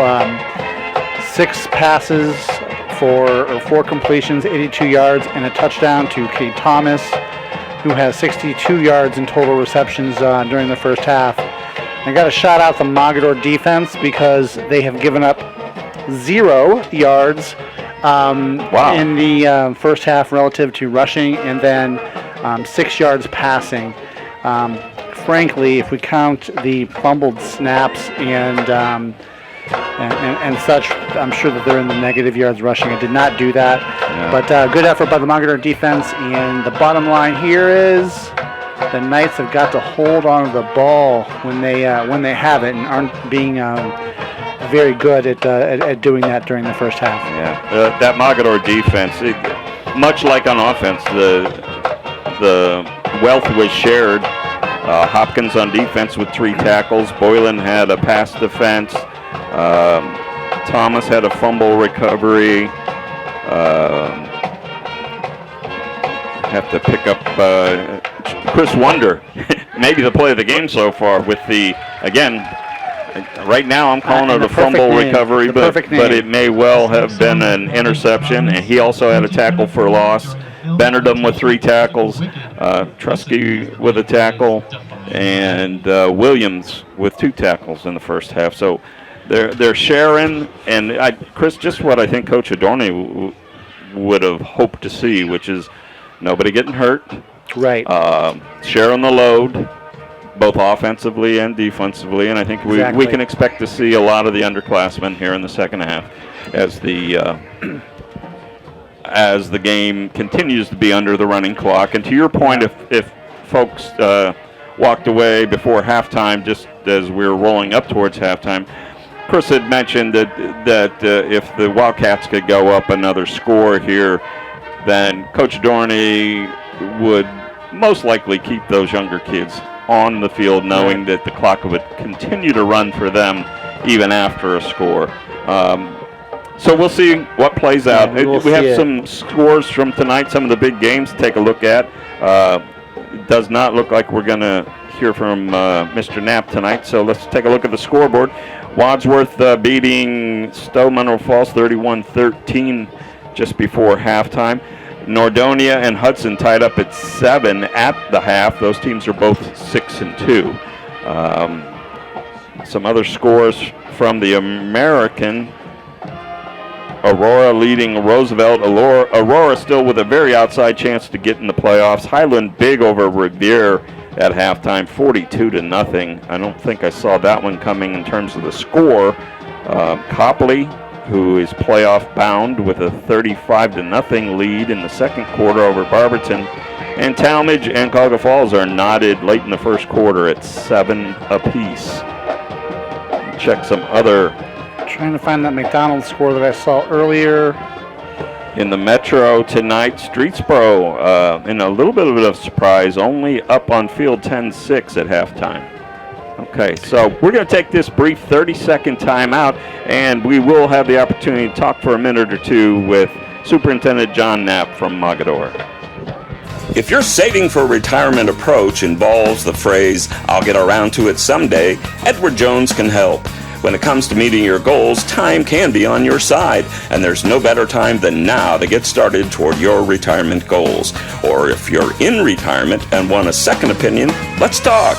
Edward Jones Financial Advisor Vince Rosnack can help. Stop by or call Vince today at 234-571-9913 to set an appointment. Or stop by the office at 529 Canton Road in Ellett, across from Eastgate Plaza. Back here at Mogadore, where the Wildcats lead the St. Thomas Aquinas Knights 33-0 at halftime, and we're joined by Mogadore Superintendent John Knapp. John, I know superintendent's job is never done, and I was saying when we were looking for you a few minutes ago, I said, I can guarantee you every time a superintendent takes 2 steps, somebody wants his ear. Yeah, of course. So we appreciate you. Yes, it absolutely is, and we appreciate you making your way through the crowd and coming up to talk with us a little bit about Mogadore and what's going on here. With the Wildcats, of course, we know what's going on with the football team, and we've talked about that and the playoffs coming up a great deal. Your golf team just coming off a successful season, and they made it to the state finals down in Columbus. Maybe not the result they were hoping for, but just to get there is quite an accomplishment, right? Compete. Yep. And so winter sports are coming up. You're coming off of a last season that girls basketball team had a historic run. You want to remind people how far they made it last year? Very far. They did a good job. Yeah, they made it to state as well. So we're looking forward to seeing what they can do this year. Here's a couple of things that are more in the superintendent's realm, but they do involve sports. So for the first time in a long time, you're going to have a new boys basketball coach. Can you tell us who is going to be in that position? We have a whole new setup in that area. We have all new coaches in that area. Okay, can you bring us up to speed on some of the folks? The guys are working through that with the kids right now, and they said they're going to hope to bring us a really good program. So we're excited to see that. The new head coach is who? Oh, he's I've jumped right out of my head. You should have given me some notes or whatever. A hardball question there. The biggest thing is we're creating relationships, and that's the thing we're out here. When you said I was talking, it's a community event. We try to create relationships and have people generationally stay here in Mogadore as best we can. So when Russ Swartz, the former basketball coach, who was also the high school principal, left 2 holes, and so you have a new high school principal. We do have a new high school principal, Mrs. Ham. Yes. And I was guessing you knew that name because we spent a lot of time together. Coach Camp, a lot, right? Coach Connor, I haven't met him very much. Saw him a little bit, but yeah. Okay, so your new principal is settled in by this point, I assume, and having fun, enjoying our time here. Yeah, absolutely. We look forward to maybe talking to her absolutely in basketball season. I'm going to put you on the spot. And she loves basketball. Ask you to save us a spot during basketball season to come out and love to have you guys again. Here. Yep. Okay. So and I know that the school system is involved in a lot of and you mentioned before community programming. So some of the big community events that are coming up before too long that do involve the school. You want to talk about those? We'll be having Christmas in the Village in December. That's a huge multi-agency event. It brings everybody together in the Village on the second Saturday of December. It's huge. There's a village of about 4,000 people, and it's probably double that during the Christmas in the Village. Absolutely. The traffic through here is amazing. And it gives back to the community. It also shows the greater community of the region what Mogadore is all about. I think that really sells the brand of the school, of the whole community at this giving at the time of season, which is wonderful. I couldn't agree with you more. My wife and I and our kids have come down to that in the past, and you see people that used to live in Mogadore that come back. You people from surrounding communities who want to see what a true community looks like. And we just got done with our alumni craft show or whatever. It's an amazing event. The alumni raise a ton of money for scholarships, but it also shows the broader community what Mogadore is like and just the kind of the activities to try to put together to create, again, that experience here in Mogadore. And I think you're getting close on your time. And this is perfect because I have one last thing because we're all about talking about community tonight. So there's a young man that, he's not so young anymore that both of us know. And I think this speaks volumes about this community. So in the pregame, every home game, and maybe on the road too, I'm not sure. A young man that I've known for some time, Richie Steffen, leads the charge out and breaks through the big banner that the team runs through. And it's my feeling that you wouldn't necessarily see that. I think Rich is maybe 50 years old now, or I know in his 40s at least. But to me, that speaks volumes because the community embraces that. Absolutely. Am I not right about that? Absolutely, or whatever. There's a place for everybody in Mogadore, and we try to really work for that. Yeah. Well, and that certainly goes to the leadership that you and your predecessors have shown absolutely. here at Mogadore. It's a great school system, and I know you're really happy that I don't have to talk to you about levies tonight for a while. And we really, John, appreciate you coming up and checking in with us. Yeah. Have a great and I'll second bring my half. note card with all our staff roster next time, so I don't blank put her up here. Oh, my gosh. No more hardball questions. That's all right. So we'll take this 30-second break, and we'll be back to get ready for the second half. Jobs for Ohio's Graduates, JOG for short, is a workforce readiness nonprofit covering Northeast Ohio, including Ashland, Medina, Stark, Summit, and Trumbull counties, helping youth ages 14 to 24 and adults complete their education, develop soft skills, and start their careers. To make this possible, we need people like you to support the next generation of the workforce and partner with JOG today. Go to jogworks.org, jogworks.org, for more ways to mentor and hire JOG participants, attend events, and more. Back here at Mogadore Municipal Stadium, just a couple of minutes before the start of the second half. So thank you to our halftime guests, John Knapp, the superintendent for the Mogadore Schools, and Pamela Sayers from Jobs for Ohio's Graduates, one of our season-long sponsors. We thank both of them. And I talked to John just briefly when we were at commercial. The intent is to try to work it out so that we're following the Wildcats as they march through the playoffs as far as they can go. It looks, Chris, going back to where we were in the pregame, it looks as if they will have a bye unless something really weird happens, and I don't know that that's even mathematically possible now. They'll have a bye in that first week of the playoffs and potentially have 2 home games after that, although that's less likely.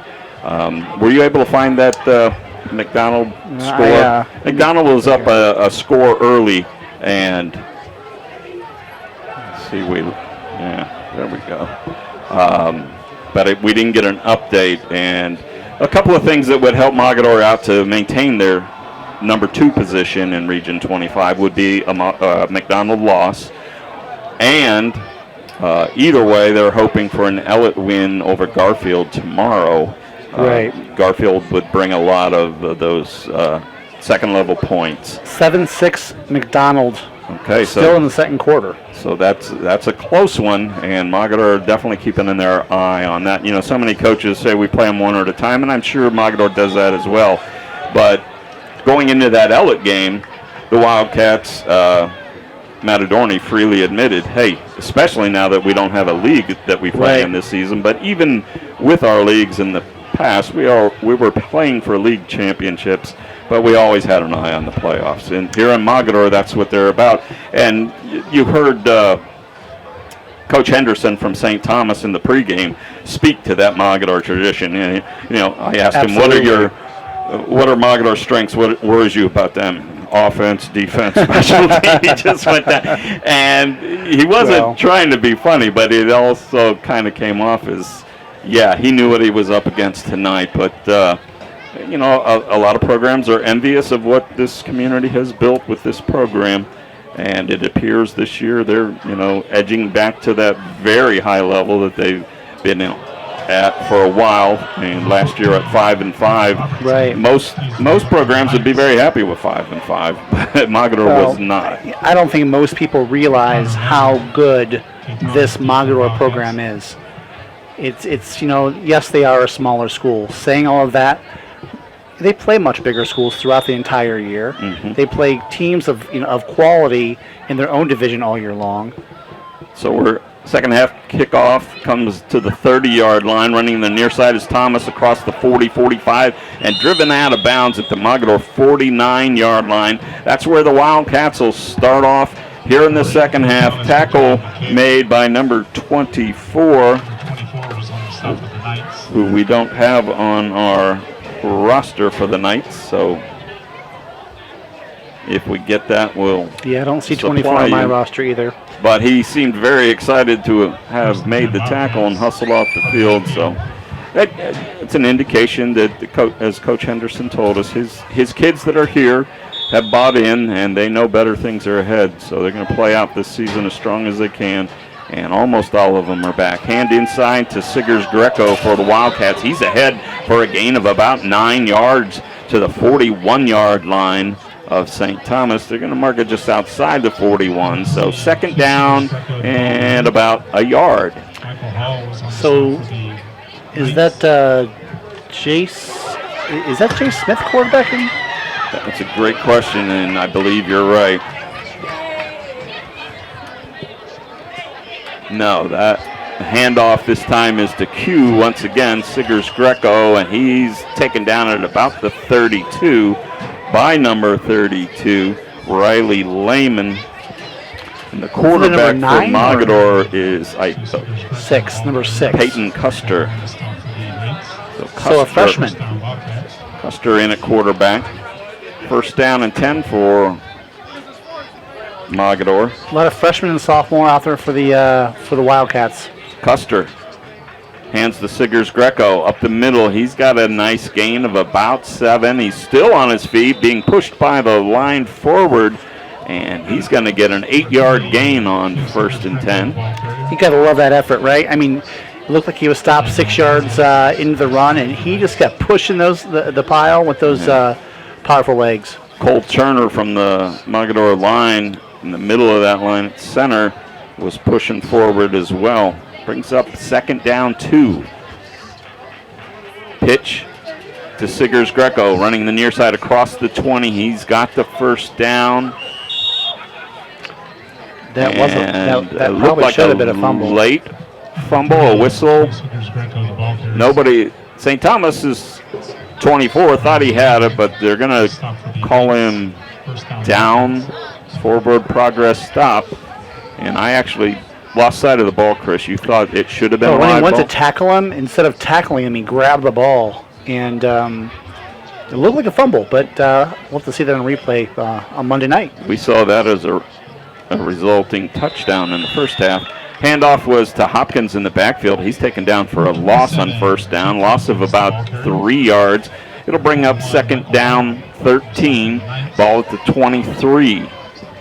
Clock running, 8:45 remaining, third quarter. We're in a running clock situation as Mogador leads 33-0 over St. Thomas. Custer in the shotgun, empty backfield.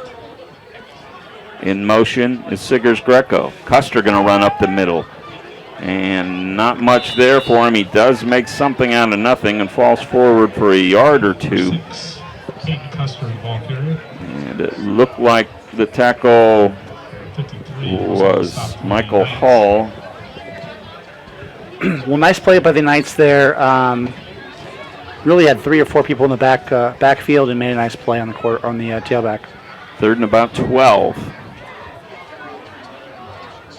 Custer standing at his own 26, takes the snap, looking to pass, and throws it a little high, and it's picked off by St. Thomas at about the 9-yard line. Immediately going down was Ashcroft, as Gianni Ashcroft with the pick for St. Thomas, and they'll take over. Ball's going to be spotted where? At the 9? Looks like it's about the 9-yard line. Custer just overthrew the ball there, right? And one thing you can't do in the middle of the field is overthrow the ball, and that's exactly what he did. And next thing you know, we have an interception. So let's see what the Knights can do here. And you're looking for bright spots for the Knights. It's the second pass interception for Gianni Ashcraft for the Knights. So individually having a nice night. First down 10. The Knights on their own 9-yard line. 7:28 remaining third quarter. Bauman takes the snap. He's going to roll, looking to pass. And shakes off one tackle, but can't shake off the second one. He's dropped for a sack by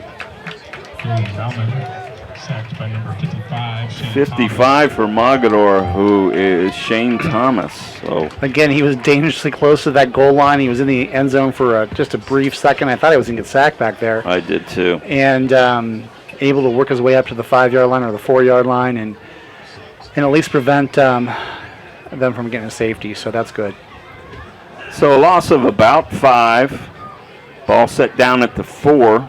Second down 15 for the Knights. Backed up in their own end. Bauman standing in his end zone, takes the snap. Looking to get rid of it. He's chased in the end zone, gets away from pressure to the far side, now looks downfield and throws it about the 25. It falls harmlessly to the ground. That'll bring up. I'm going to give him credit. 15.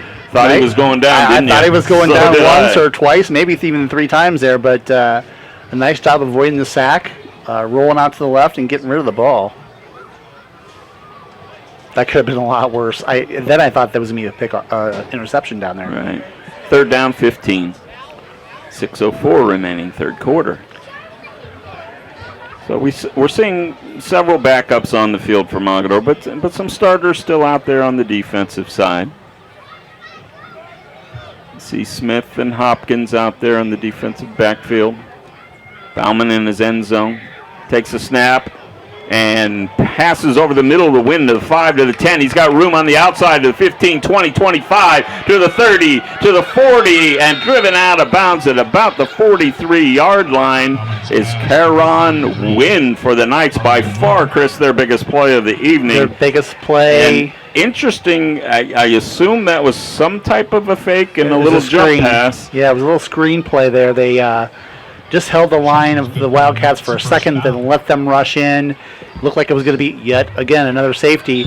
But no, a little screen pass to the back out of the backfield, and 50 yards later, 45 yards later. I think Bauman started to throw a jump pass and waited until he came back down to release it. But whatever it was, it worked great. It did. And they got a big first down out near midfield. Handoff in the backfield, and nowhere to go this time is number 24.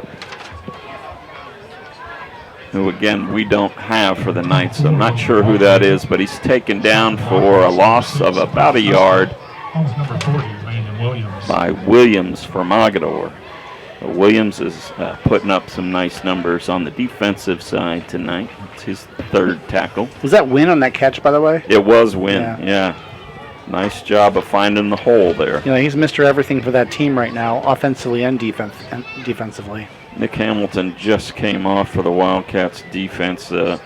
Looks like might be favoring a knee, but the coach is giving him some instruction as well. Handoff up the middle for the Knights, and not much there. Pickup of about 3, maybe 4. Try to pick up the ball handler. And again, I hate when these things happen, and I always say I hate when these things happen, but we thought we have a full roster, and we don't. But number 24 with a nice strong run up the middle, pickup of about 4. That'll bring up third down and 6 for the Knights. I'm going to give it to Wynn. He's worked hard tonight. There you go. You are being known as Mr. Generous in the press box. You just pick a guy that's working hard and give him some. It's kind of like the tip in basketball. Who's ever closest to it, if you can't pick it up, that's who gets it. Third down. Hand off to Wynn. Wynn's got a little running room. He's across the 50 and working his way for the first down. Another strong run from Karan Wynn to the 44-yard line of the Wildcats. And we got a drive for the Knights. We do, and there's a nice little hole there, and he hit it quickly, then drove his legs for that last 2 or 3 yards to get that first down. Caden Smith, the sophomore, coming in for the Wildcats on that defensive line. 1st and 10. Ball at the 46-yard line. Bauman takes the snap. A little screen pass outside again, this time to Ashcroft. He's across the 40, spinning, still on his feet, finally taken down by a host of Mogadore tacklers once again. Trying to pick up who was in the middle of that for the Wildcats. Looked like it might have been Smith. I'm going to give it to Smith. Well, something else here, Ron. St. Thomas is a big game next week for them. They play Canton Central Catholic. Both teams come to this week 0-8. And I'm not sure who Central Catholic plays tonight, but it's a good chance they're going to pair up as 2 0-9 teams. And this is progress. Second down and about 2. Hand off to Wynn. Wynn this time has no place to go. First man to get to him was Nick Hamilton for the Wildcats, number 77. That's going to move it back a few yards, bringing up a third down 5. And the clock still winding. A minute 30 to play here in the third quarter. Mogadore 33, St. Thomas nothing. But the Knights have finally reached the Mogadore side of the field. And I'm sure they'll be going for it here. Right. If they don't pick up the first down here on third and about 5. Bauman calling signals, takes a snap, looking to throw, has a man open near the first down. It's Ashcraft. He turns across the 35, picking up the first down to the 32-yard line. First down for the Wildcats.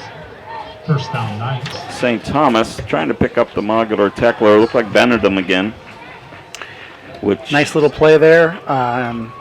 Little hitch pass. All they need is a few yards for first down. They got it. Of all Knights not to have the binoculars, Chris, is that Benedum on the end, defensive end on the far side? I believe so. Okay, that was his tackle then. Bauman rolling to the near side, looking downfield, has a man in the hole in the middle and throws it just a little behind him. A nice play on the ball from number 0, who is Azir Lipkins for the Knights.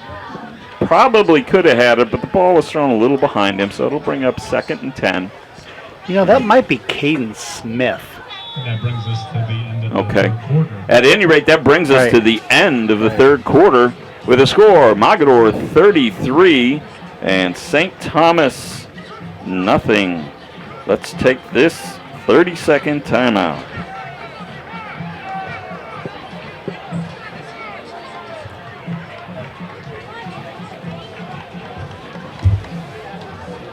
Horse racing is a great sport, and now you can have a horse in the race. Own a little and love it a lot. TheStable.ca is an award-winning horse ownership experience. Purchase as little as 1% of a racehorse and pay a set monthly fee. No surprises, modest investment, low risk, and completely accessible and transparent operations. TheStable.ca offers a unique, engaging racehorse ownership experience and features great customer service and consistent updates about your horse. Our innovative video production team tracks your horse's training progress, and clients are encouraged to visit the horses at any time. TheStable.ca is right for harness racing, and if you want to have a horse in the race, it's right for you too. For more information about The Stable, email Anthony at thestable.ca or call 519-400-4263. Bauman takes the snap for St. Thomas. He's rolling to the far side, gets up across the 30, still on his feet, down near the 25 and close to the first down. A nice job of staying on his feet as the quarterback. Bauman, Caden Bauman, the 6'1", junior, 190. Nice play there. Puts him right in position for that first down, third and 2 or 3 yards. Yeah, third and a long, too. He must have had a foot stepped out of bounds just a bit before it looked like he was out. But at any rate, certainly 2-down territory here. 4-down territory, if you want to put it that way. It's 3rd and 2. Bauman standing on his own 30, takes the snap, hands to Wynn up the middle. He's going to get pushed from behind near the first down marker, and it's going to be really close. Haven't seen a signal yet, so it's either 4th and inches or a first down. Is it going to measure or somebody hurt? I think maybe both, Chris. They got a man down on the field, and still no indication about first down. Looks like a St. Thomas player on the field, and unfortunately for us, in terms of picking up who that is, he's being blocked out of by his teammates and coaching staff. But I'm going to try and see if we can pick up who that is, and we still haven't had the signal as to whether it's going to be fourth and Right. short or a first down. I think they're being considerate. They're going to wait to measure till after the young man gets up. Makes total sense. And for we're looking out over the field towards the St. Thomas sideline, and on the posts, there are these like two halogen lights glaring at us. So it makes it kind of hard to see the numbers. That's true. The other thing that makes it hard to see the numbers is a guy that keeps getting older every year. Well, and they couldn't be any further away from us really on the field. Maybe another 10 yards to the left. Trainer was out there right away, which is great, but the bad news for us in trying to figure out who that is they are right between us and the player who is now sitting up, which is a good sign. So here we go. He's going to get on his feet now.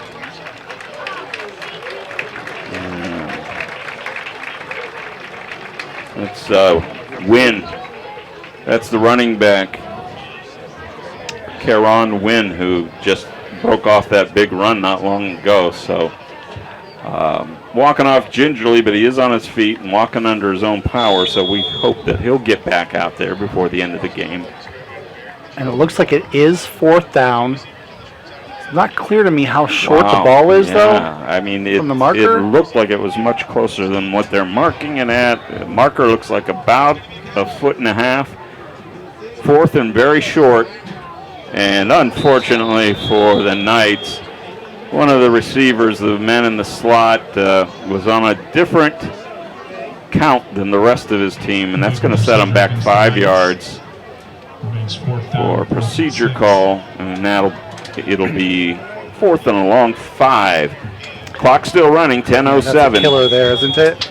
It is, because, not that we're rooting for either team, but we'd like to see St. Thomas come away with some success here and had a nice drive going. And not to say that they can't pick this up, they sure can, but they're missing their top running back currently. And the mysterious number 24 is in the backfield.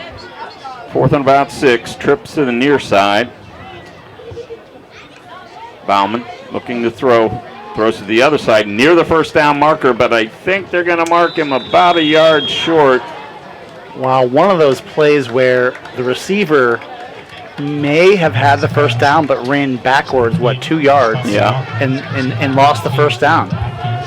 And he is not happy with himself. It looked like Ashcraft again.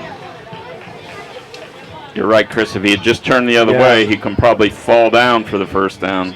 Unfortunately for the Knights, they come up just short. That'll turn the ball back over to the Wildcats with 9:24 remaining fourth quarter, leading 33-0. So Peyton Custer, the freshman, 5'11", 180, is in at quarterback for Mogador.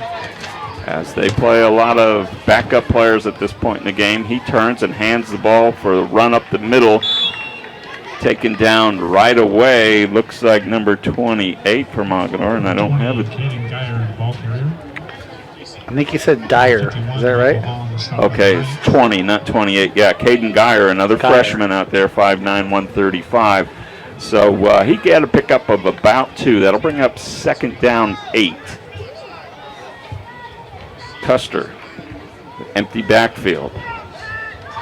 Under center, I'm sorry it wasn't. It's Geyer in the backfield. The toss and a short gain again, maybe of a half a yard or a yard.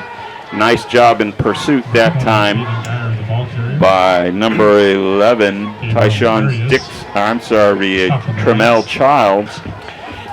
We hear a lot of times, or I hear a lot of times, I should say, that you talk about some great freshman teams and great freshman players, and that young tailback might be a great freshman player.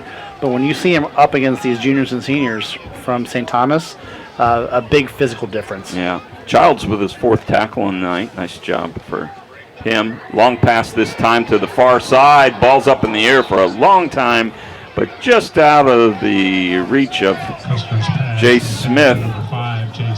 Smith, by the way, is also a freshman. So, Chris, you mentioned earlier, this is not a senior-dominated Mogador team by a long stretch, and this is the kind of opportunity that Coach Adorni was hoping for in these last few games, to get these young JV players, for the most part, some significant varsity level experience, and that can do nothing but help the program going forward.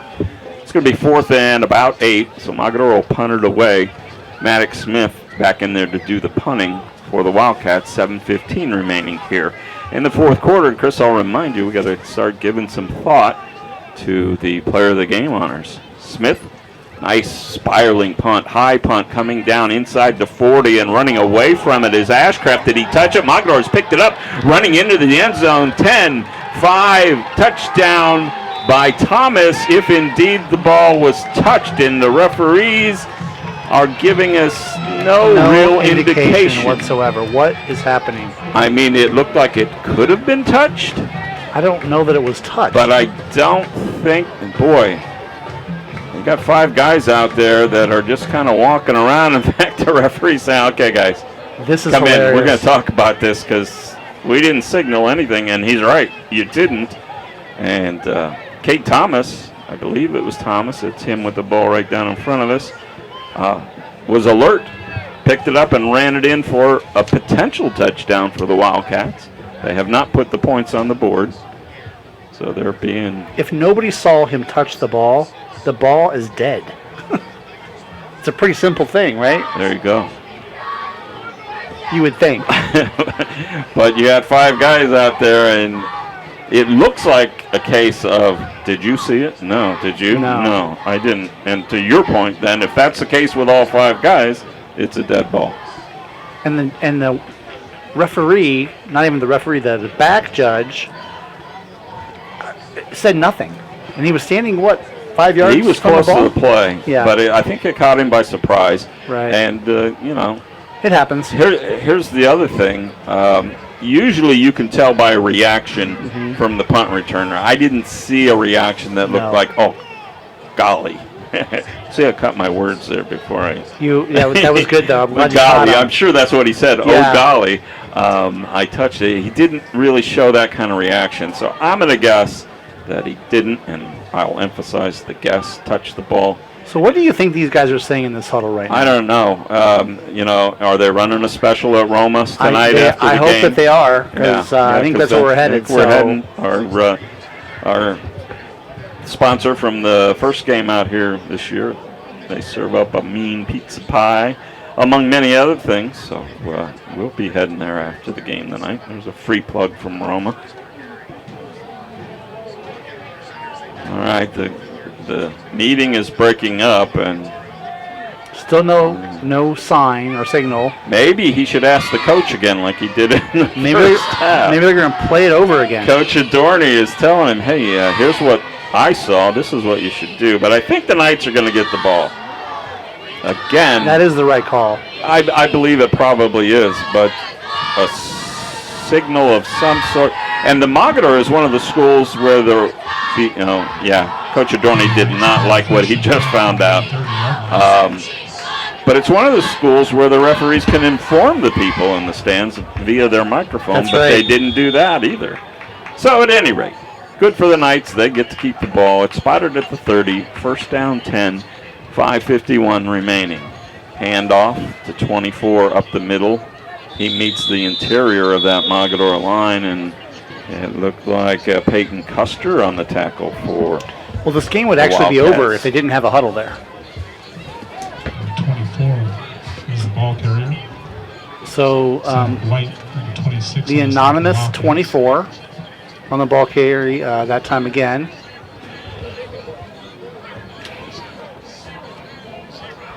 Second down 10. Ball at the 30. This Mogadore team, they're starters. Of their 5 top rushers, 4 of them are underclassmen. Of the receivers, all but 1 are underclassmen. Back to pass.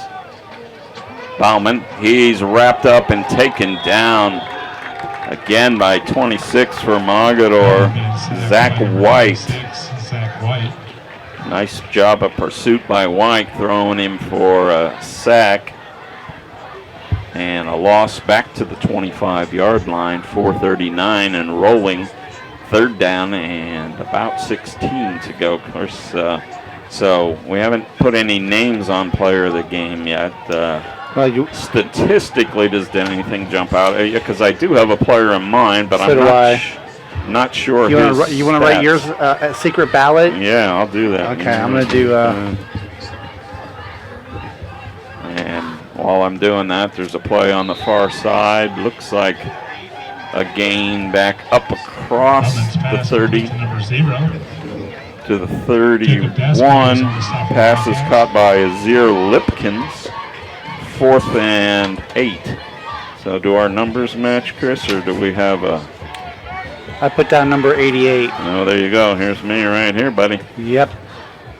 That's a sign of a good team. That's right. So unless something crazy happens here, we'll wait until the Cambria Bistro wrap-up show to announce that. But here comes the quarterback rolling in the near side, escapes pressure, tosses it right in the hands and through the hands of the intended receiver, Kai Hall. And Hall have some room to roam.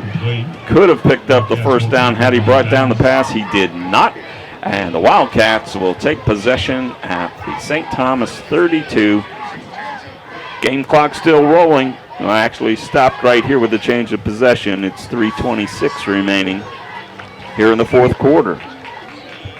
Yeah, I wouldn't be surprised. Well, he probably is going to run some plays here.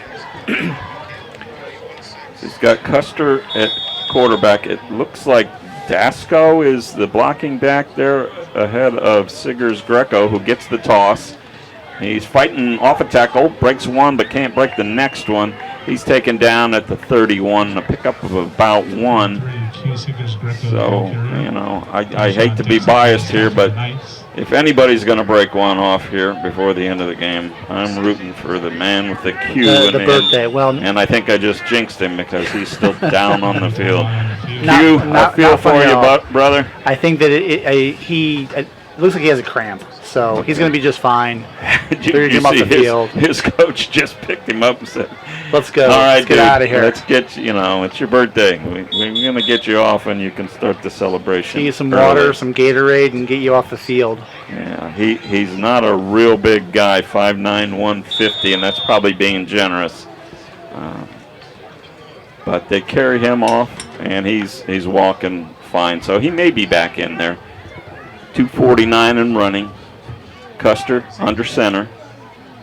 Hands off. Number 22 across the 30 down to about the 27-yard line. That's Caleb Tompkins. Yeah, so that young man's going to learn not to turn back inside there. Maybe hit the green space out to the outside and see what happens. Looked like the tackle might have been by number 60 for St. Thomas. And 60 is Logan Shaw. Third down and about 6. Custer looking to throw this time. Can't find anybody. He's going to pull it down and run into trouble.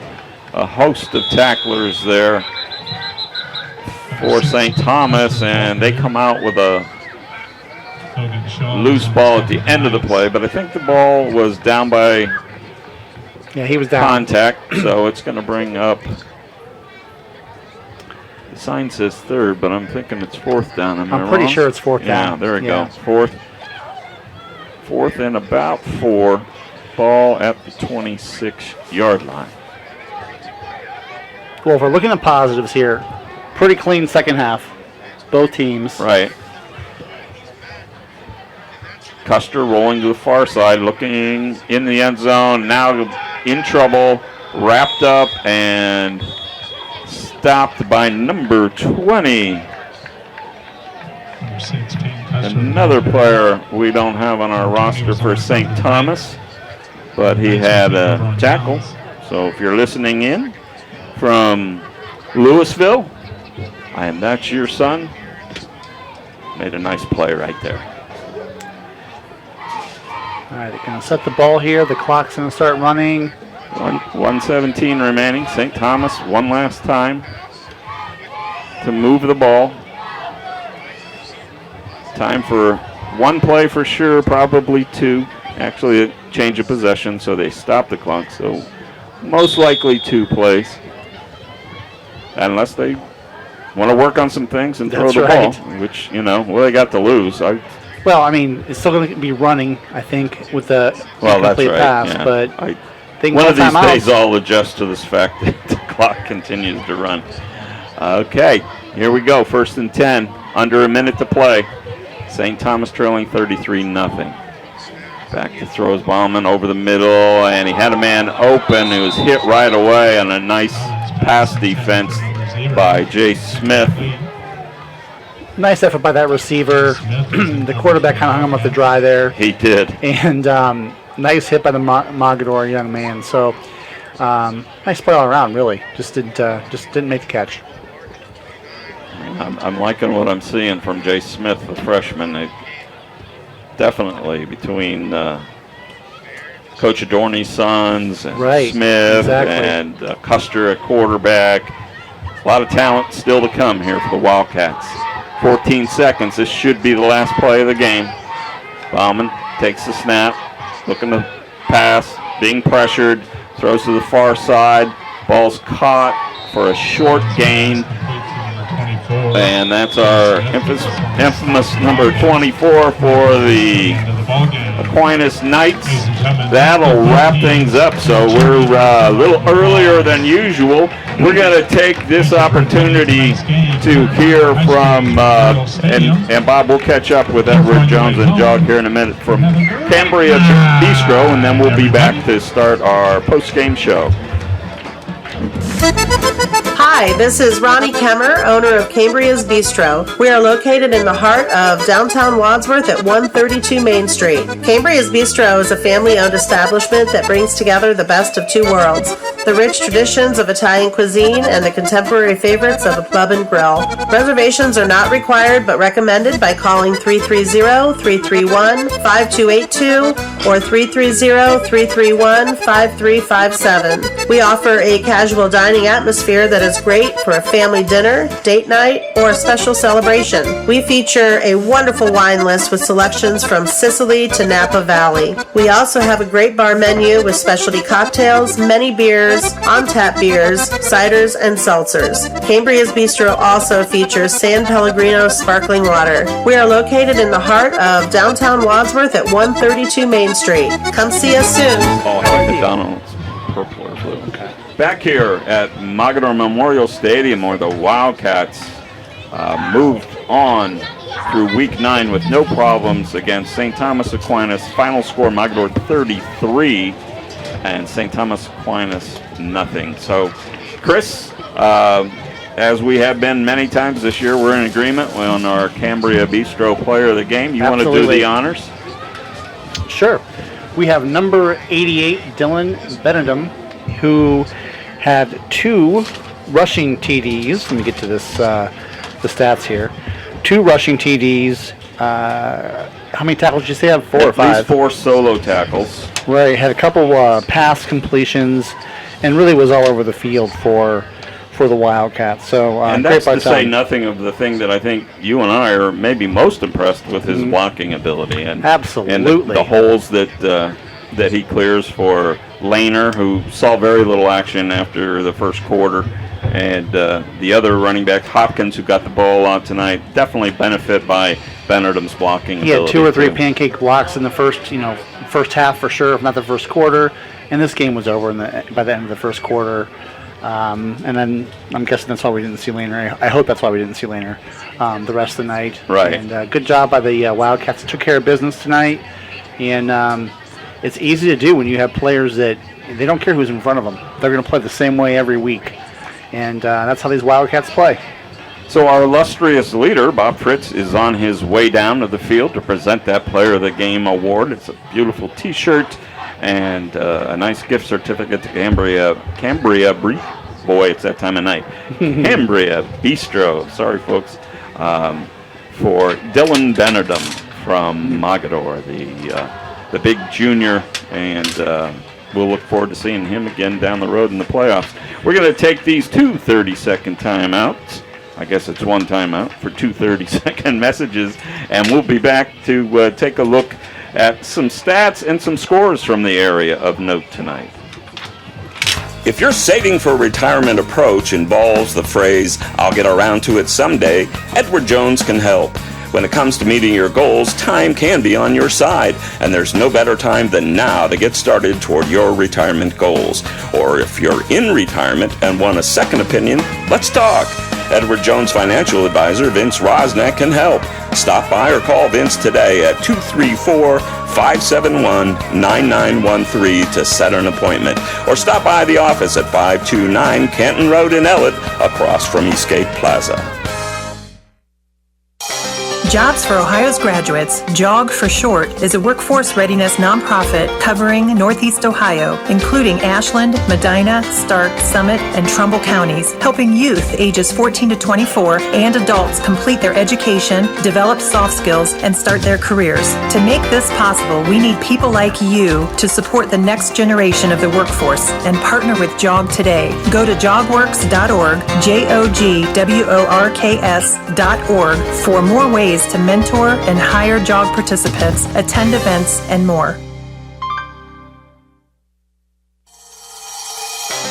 Introducing the Celebration Palace, a brand new and all-inclusive banquet facility located in Hartville in the North Plaza at 240 Kent Avenue Northeast. Still dreaming about your special wedding day or that occasion you're wanting to celebrate and you're not sure where to start? Well, you're in luck, because here at the Celebration Palace, we specialize in wedding and event planning.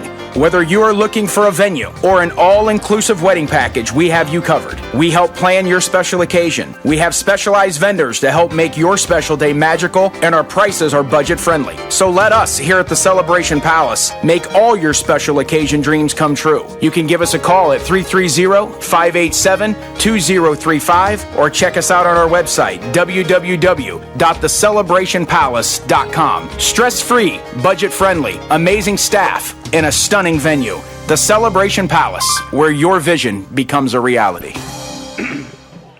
So Ron Whitmer, Chris Canova, back here at Mogadore Memorial Stadium, and I want to do this, Chris, because you know how old I am. I may have miscalculated when I announced it a bit earlier, but I want to take this opportunity before I forget to thank the PA announcer here at Mogadore Memorial Stadium, Jack Hugg, who if you could hear it in the background there, and I did tonight, even though the hearing's going a little bit, the very generous and genuine happy birthday, and asked the crowd to salute me. Fortunately for me, it was dark enough at that time I wasn't sure of the nature of the salutes, but they mostly seemed to be positive from here. So I appreciate Jack and for all you do here at the home field of the Wildcats. We appreciate you, and I especially appreciate that tonight. And want to thank all my family and friends who have been wishing me happy birthday all day and even through the game tonight. And a great challenge for us old guys to keep up with all that on our digital technology. But thanks, everybody. It's very well appreciated, and try to do this again one more year, and we'll take it a year at a time at this point. That's right. So, that's all we can do, right? So, lots going on in high school football right now, Chris. We're edging into playoff time. We got one more game next week, and we believe, and I want to make sure we don't say this is definitely going to happen. We'll know by Monday evening, so keep an eye out on the Fifth Dimension Facebook page. But we believe we're going to be up at Streetsboro for their game against Cloverleaf. Both of those teams were 6-2 going into tonight in the Metro Athletic Conference, so that should be a good game. It's going to be a matter of space if we can fit into their press box there. They have an older press box. But assuming that we can, we'll be there. If not, most likely we'll be back to Springfield for our friends there as they wrap up their season next week. So we'll take a look at scores real quickly here in a minute. But this game, did you get an update from McDonald?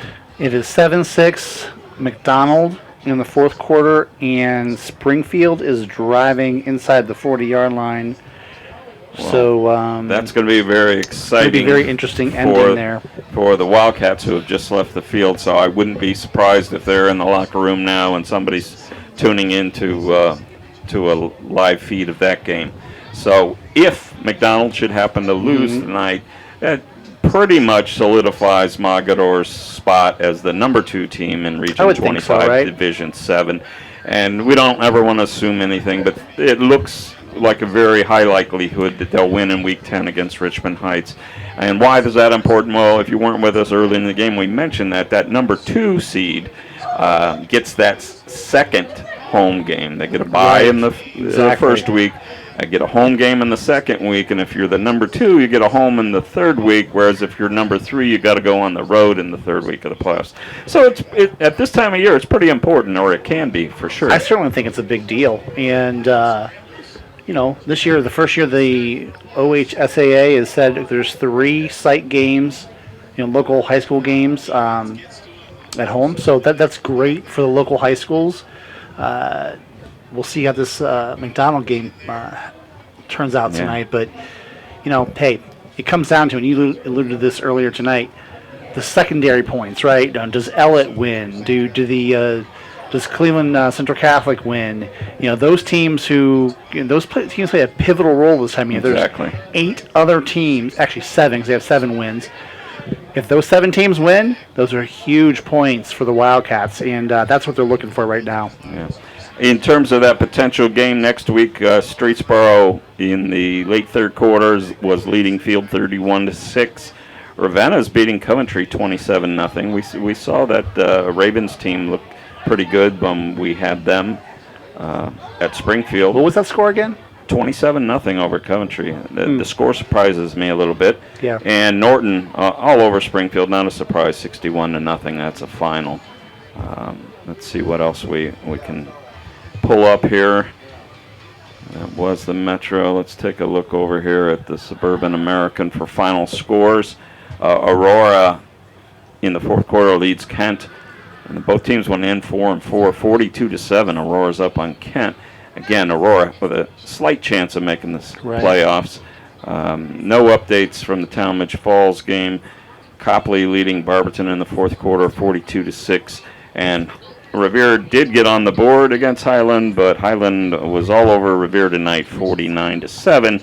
So Revere went into that game tonight, if memory serves me, in a 4 spot in their region, and not picking up any points from the head-to-head tonight is going to hurt them. So I'm thinking they'll probably have to play a first round game at this point, but probably at home, which will be good news for them. That'd be good news. And, they have Copley next week. And Copley's going to roll into that game with, I think, only they'll be 2 losses. 7-2. Yeah, they'll be 7-2. And when they do that, if they can pull that game, out, that is some major points. So it's hard to say this time of year. I do agree with you.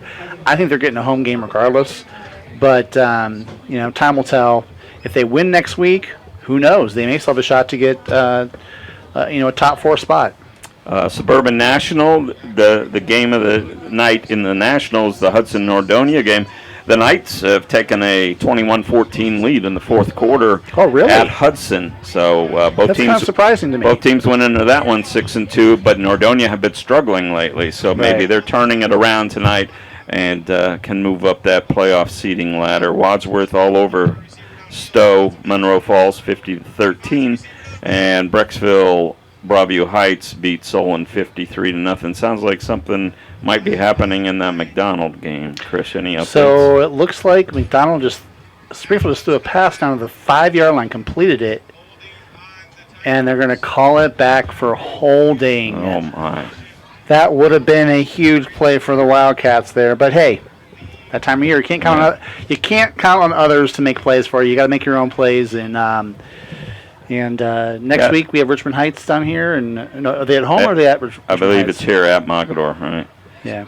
Well, like they say, Chris, got to take care of your business. Yeah, that's right. And speaking of taking care of business, I'm looking at the field right now, and I think the Wildcats faithful closed the windows like an hour and a half ago. I hope now the lights are out. So hope somebody saves us a table over at Roma's. My brother, my wife, somebody grab a table for us down there.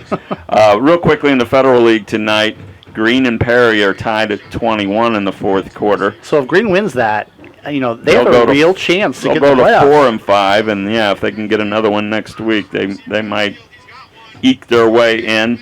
Glen Oaks leading Mansfield 30-6 late in the fourth quarter. Lake beating Hoover. That's a potential upset in the fourth quarter. 20-14. Lake leading Hoover. And McKinley putting it to Jackson tonight in late third quarter, 34-9. So that's a look at some local scores. The big game for Mogadore that won't happen until tomorrow is Ellett against Garfield, and the Wildcats will be rooting for the Orangemen for sure. I want to shout out the McKinley coach, Renzi Parnell, Akron guy. Going down to Canton, taking a really big job at Canton McKinley.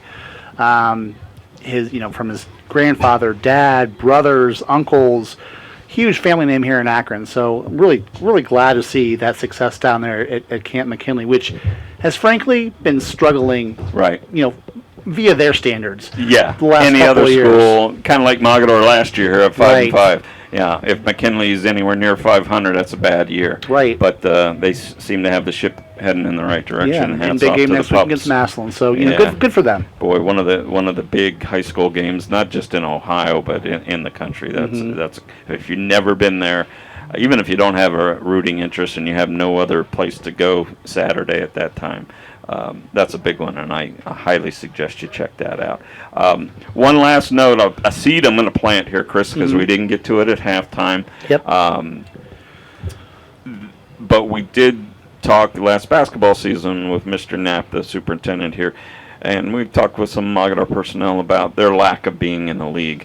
Well, I'm going to plant the seed. There's some movement underfoot, and that may be changing, and hopefully if we are back here in 3 weeks' time for their first playoff game, and it looks like we probably will be, hopefully we can talk a little bit about that. But there's something now. You're going to make me wait 3 weeks I'm for going to that? make you wait. Well, I might tell you gracious. off air, but there's something percolating that may or may not happen. But it's a fun thing to talk about, and I hope for their sake.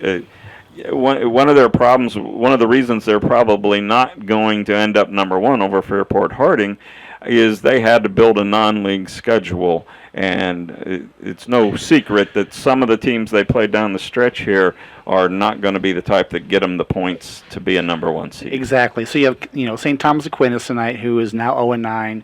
You have Canton Central Catholic, who was 0-8 coming into this week. Both used to be football powers in this region, and sign of the times.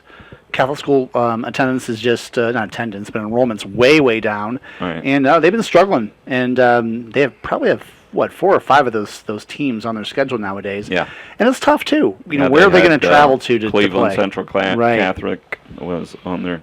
Boy, so we've been talking too long. This old man's mouth is stopping to work, and we're all hungry. So thank you for tuning in tonight. Thank you to our host here at Mogadore. Thanks to Roger McLean, Bob Felmley, Bob Fritz, and certainly to Chris Canova. I'm Ron Whitmer for Chris and the crew.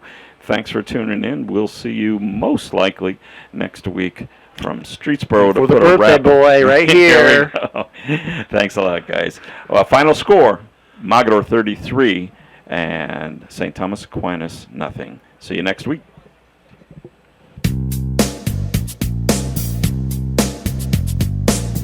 Tired of boring off-the-rack tees? Want to express your unique style or promote your business? How about create an unforgettable memory? Call us at Screenprint Original, 330-414-1635, 330-414-1635. We bring ideas to life. We offer high-quality DTF transfers on a variety of apparel, ensuring vibrant colors and lasting designs, from custom creations to bulk orders, all for you. If you have an idea, give us a call at 330-414-1635, 330-414-1635. You can also drop us a line at screenprintoriginal@gmail.com.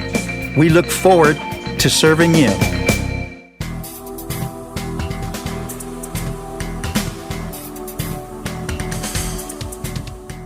You've been listening to Fifth Dimension Radio's Sports Special, where we bring you live high school sports. And we'll be announcing more exciting games coming up in the near future, so keep it on Fifth Dimension Radio. This is your announcer, Bob. Good night.